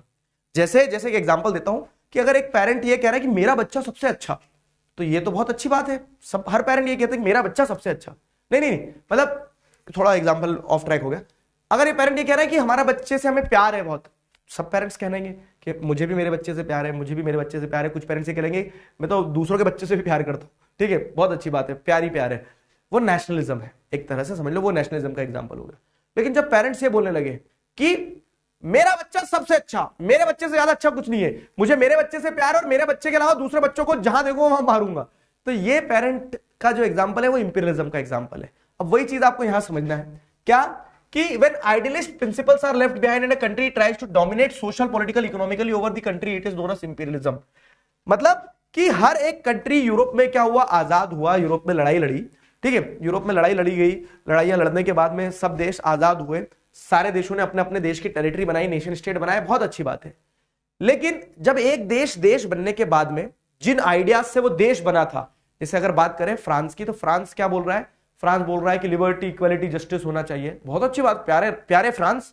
लेकिन अब ये लिबर्टी, इक्वालिटी, जस्टिस की बात को फ्रांस खुद ही क्या करता है, इग्नोर करता है, और दूसरे कंट्री पर डोमिनेट करता है, दूसरे कंट्री को गुलाम बनाता है। तो कहां गई भैया इक्वालिटी, समझ में आ रहा है? तो nationalism is loving one's own country, but when the idealist principle of nationalism के idealist principle, liberty, equality, justice, इनको आप भूल जाते हो, ठीक है, when these idealist principles are left behind and a country tries to dominate, और एक कंट्री क्या करता है, दूसरी कंट्री के ऊपर डोमिनेट करना शुरू करता है सोशल, पॉलिटिकल और इकोनॉमिकल तरीके से, ठीक है, तो तब आपको क्या देखने को मिलता है, तब आपको देखने को मिलता है कि ये जो फीलिंग डेवलप होती है, इस फीलिंग को कहा जाता है imperialism. This type of culture is known as imperialistic culture, ठीक है, ये इंपीरियलिज्म कहलाता है। अब मुझे बताइए क्या यहां तक चीजें समझ में आई? This is known as imperialism. Simple मैंने तुम्हें नेशनलिज्म और इंपीरियलिज्म का टॉपिक समझाया अभी। बताओ जरा फटाफट से तेजी से एक बार रिएक्शन देके बता दो। हाँ जी,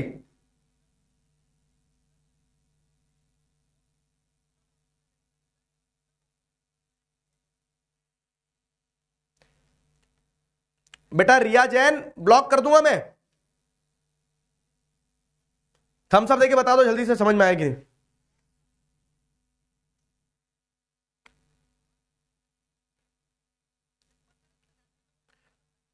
आंसर राइटिंग का क्या करें, आंसर लिखते चल रहे ना।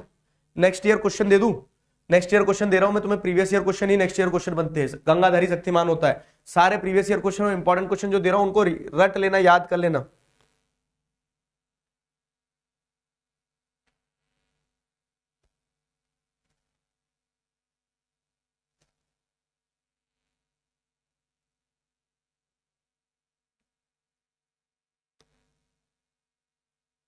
ठीक है, तो अब अगर अपन देखें तो यहां पे यूरोप में हुआ क्या था, ये टॉपिक क्यों पढ़ा रहे हैं अपन, नेशनलिज्म एंड इंपीरियलिज्म। ठीक है, नेशनलिज्म और इंपीरियलिज्म टॉपिक आपको इसलिए पढ़ाया जा रहा है क्योंकि इसके पीछे कारण है। कारण समझना, कारण क्या है इसके पीछे का।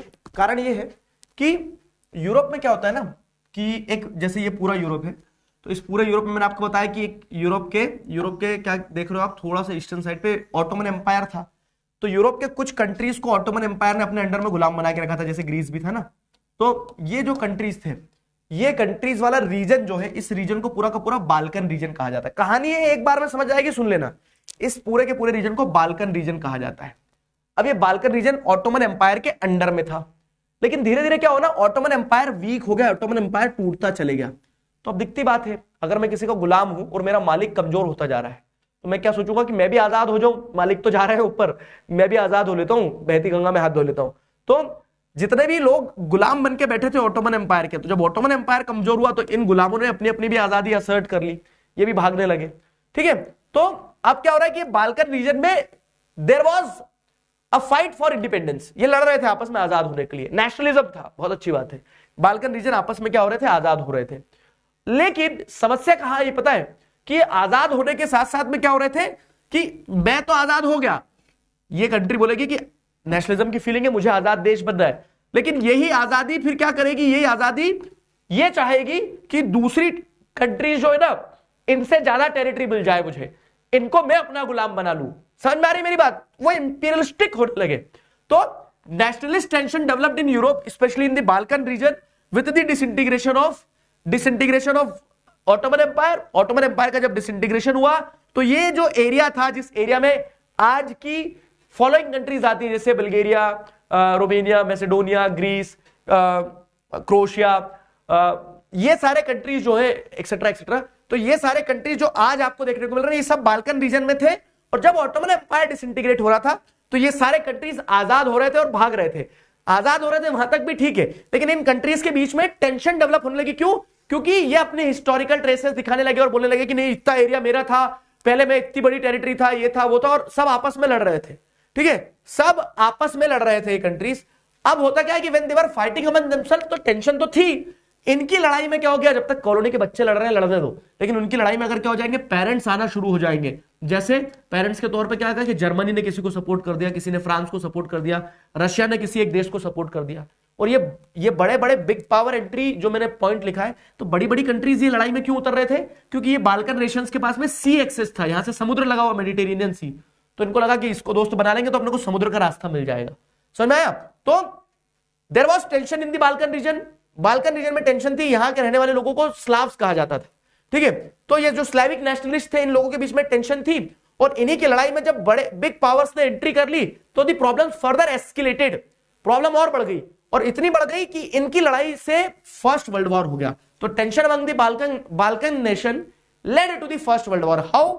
तो आप बताएंगे कि when the Balkan countries were fighting among themselves, ठीक है, तो when the Balkan countries were fighting among themselves, तो the big power such as Germany, France, Russia entered in their regional dispute, and this regional dispute became a global dispute, escalate हो गया। ठीक है, और जब ये लड़ाई एस्केलेट हो जाती है, तो लोग क्या होते हैं, मारपीट पे उतर आते हैं, and eventually the things unturned unfortunate, और उसके बाद में वर्ल्ड वॉर 1 हो जाता है। ठीक है, अब ये वर्ल्ड वॉर 1 जो हुआ, तो वर्ल्ड वॉर 1 में कुछ ऐसी स्थिति हुई कि मेजर पावर्स भी अब लड़ाई में उतर आई है and the whole world was thrown into the war. World war 1 इस तरह से हुआ बाल्कन रीजन से। नेशनलिज्म, इंपीरियलिज्म स्टोरी, और वो स्टोरी के साथ साथ कैसे वर्ल्ड वॉर 1 हुआ वो समझ में आ गया, ठीक है। अब लेकिन इसी के पैरेलल आपको समझना होगा कि यूरोपियन कंट्रीज लड़ रही थी। अब जो यूरोपियन कंट्रीज लड़ रही थी, तो यूरोपियन कंट्रीज अपने यहां तो वही आइडियलिस्ट प्रिंसिपल से आजाद हो गई। फ्रांस लिबर्टी, डेमोक्रेटिक, इक्वालिटी की बात करता था, लेकिन ये दूसरी जगह लोगों को गुलाम बना के रख रहे थे। तो जो जो इनकी कॉलोनीज थी ना, कॉलोनीज, जो जो इनकी कॉलोनीज थी, किसकी कॉलोनीज, जैसे अगर आप देखोगे तो यूरोपियन कंट्रीज की जो कॉलोनीज थी, उन कॉलोनीज में भी अब क्या है, एक तरह से ये इमोशंस आ गए थे कि यार इनके यहां तो लिबर्टी, इक्वालिटी, जस्टिस, और हमें गुलाम बना के रखा है। तो हर, अब दिखती चीज है ना कि ब्रिटेन में इंडिया क्या कर रहा था, ब्रिटेन में इंडिया इंपीरियलिज्म को डेवलप कर रहा था कि उसके यहां तो सब कुछ इक्वालिटी और इंडिया के लोगों के ऊपर डोमिनेशन। तो इंडिया में एंटी इंपीरियल फोर्सेस तैयार हो रही थी। एंटी इंपीरियल मतलब क्या, जैसे अगर वायरस है तो वायरस को खत्म करने के लिए एंटी वायरस होता है, वैसे ही अगर मान लो कि ब्रिटेन हमारे ऊपर डोमिनेट कर रहा था, तो हमारे लोगों ने बोला कि ये डोमिनेशन नहीं सहेंगे हम, और हमारे लोगों ने एंटी इंपीरियल मूवमेंट चालू किए। तो जितनी भी कॉलोनीज थी अफ्रीका में, एशिया में, वहां पे धीरे धीरे लोगों को समझ में आ रहा था कि we need to raise our voice, और उन लोगों के अगेंस्ट में आवाज उठाएंगे। तो मैं भी ब्रिटेन को हटाने का बोल रहा हूं, संदीप भैया भी ब्रिटेन को हटाने का बोल रहे हैं, सारे लोग ब्रिटेन को हटाने का बोलेंगे, तो हम सब लोग क्या हो जाएंगे, आपस में एकजुट हो जाएंगे। तो anti imperial movement led to the growth of nationalism in colonies, समझे। Anti imperial movement in colonies gave rise to nation state in other parts.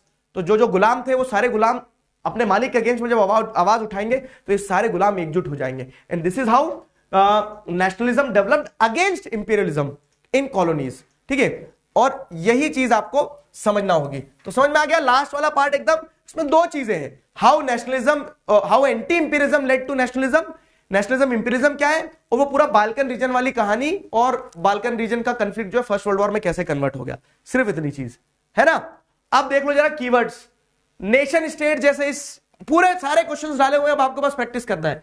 Nation state क्या है कि एक सेपरेट पॉलिटिकल ज्योग्राफिकल आइडेंटिटी जब बनाना चाहता है कंट्री अपने आप को, जो कि सॉवरिन हो, टेरिटरियल यूनिट उसके पास में खुद की टेरिटरी हो, ठीक है। नेशन स्टेट आइडिया जो है, तो नेशनलिज्म की फीलिंग आने से नेशन स्टेट का आइडिया लोगों में निकल के आया। मिडिल क्लास, जो न्यू मिडिल क्लास इमर्ज हुई, तो वो कहां से आई, तो ये पूरा बता दिया न्यू मिडिल क्लास। डेपोलिक कोड क्या था, ठीक है, लिबरलिज्म की आइडियोलॉजी। शॉर्ट में जितने कीवर्ड्स, जैसे एरिस्टोक्रेसी, ज़ोल्वरिन, ठीक, conservatism, revolutionaries, Giuseppe Mazzini, Balkans, romanticism, Frankfurt parliament, allegory, तो जितने भी प्रोबेबल कीवर्ड्स बन सकते थे वो सारे के सारे प्रोबेबल कीवर्ड्स हमने क्या कर लिए, इंक्लूड कर लिए, ठीक है। सारे के सारे प्रोबेबल कीवर्ड्स हमने इंक्लूड कर लिए हैं। फाइन, अब क्वेश्चन देखो क्या है। तो मैंने तुम्हें टीकी बिंदी चंदन लगवाए थे कि फ्रेंच रेवोल्यूशनरीज ने कलेक्टिव बिलोंगिंगनेस डेवलप करने के लिए क्या किया, तो वो सारे पॉइंटर्स, आइडिया ऑफ ला पैट्रिया, ले सिटी ऑन वाला आइडिया लेके आए, और सारी चीजें, न्यू फ्रेंच फ्लैग इंट्रोड्यूस किया गया, नेशनल असेंबली बनाई, तो सारे पॉइंटर्स जो नोट्स में थे उनका आंसर कन्वर्ट कर दिया है, ठीक है। नेपोलिक कोड वाला एक इंपॉर्टेंट क्वेश्चन है, उसका आंसर, ठीक है। Allied to the ideology of liberalism, तो लिबरलिज्म की आइडियोलॉजी क्या है, जो जो इंपॉर्टेंट टॉपिक है मैं सारे क्वेश्चन डाल दूंगा, जो तुम्हें सिर्फ रट लेना है। लिबरलिज्म के टॉपिक पे क्वेश्चन आता है या क्वेश्चन और उसका आंसर, ठीक है। क्या है, ट्रीटी ऑफ वियना में क्वेश्चन आता है, ये ट्रीटी ऑफ वियना, उसका क्वेश्चन उसका answer. Economic hardship faced by Europe in 1830s, तो 1830s में जो हंगर हार्डशिप रिवॉल्ट वाली चीज थी, वो पॉइंटर्स ध्यान रखना है। फेल्ड अटेम्प्ट टू एजुकेट, जो 1848 का जर्मनी का रेवोल्यूशन था, 1848 का जर्मनी का रेवोल्यूशन, फ्रैंकफर्ट पार्लियामेंट वाला, उसका आंसर। ब्रिटेन का यूनिफिकेशन, ये रहा, ठीक है। जैसे एलिगरी कंस्ट्रक्शन में मैरियन और जर्मेनिया वाला टॉपिक जो उससे क्वेश्चन आता है, ये रहा आंसर। रोमांटिसिज्म पे एक टॉपिक है पूरा का पूरा, उस पर क्वेश्चन बनता है, तो रोमांटिसिज्म क्या है, कैसे किया गया, उसका एक आंसर। जर्मन यूनिफिकेशन, तो ये जर्मन यूनिफिकेशन आ गया पूरा का पूरा। यूनिफिकेशन तीनों ध्यान रखना है, ब्रिटेन, जर्मनी और इटली, ठीक है। इटालियन यूनिफिकेशन, ये इटालियन यूनिफिकेशन का आंसर आ गया।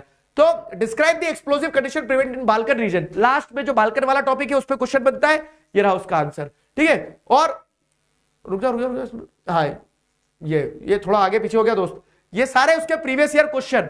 तो अब ये आपके लिए प्रैक्टिस के प्रीवियस ईयर क्वेश्चन 2019 के जो पूछे गए इस चैप्टर से, ये सारे के सारे 2019 से जितने भी क्वेश्चन पूछे, 2020 से जितने क्वेश्चन पूछे, ये सारे के सारे 2020 के सारे क्वेश्चन हो गए, ठीक है।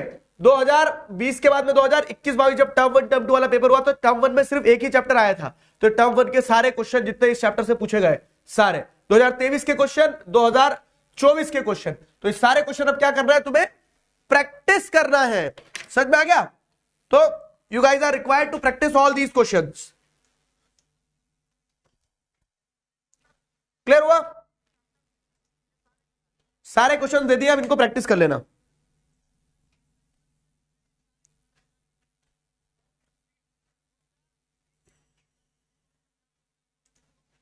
और important questions and their answer is also given. बस बस खत्म हो गई, चैप्टर खत्म हुआ। हम कल अपनी डाउट सॉल्विंग क्लास रहेगी बाबू। कल डाउट सॉल्विंग क्लास के बाद में परसों सेक्टर्स ऑफ इंडियन इकोनॉमी, और फिर इस हफ्ते के टेस्ट ले लेंगे अपन सारे। तो अभी तक 5 चैप्टर कंप्लीट हो जाएंगे अपने, तो पांचों के पांचों चैप्टर का आप टेस्ट संडे दे देना, 15 तारीख टेस्ट पेपर आपको मिल जाएगा सैटरडे।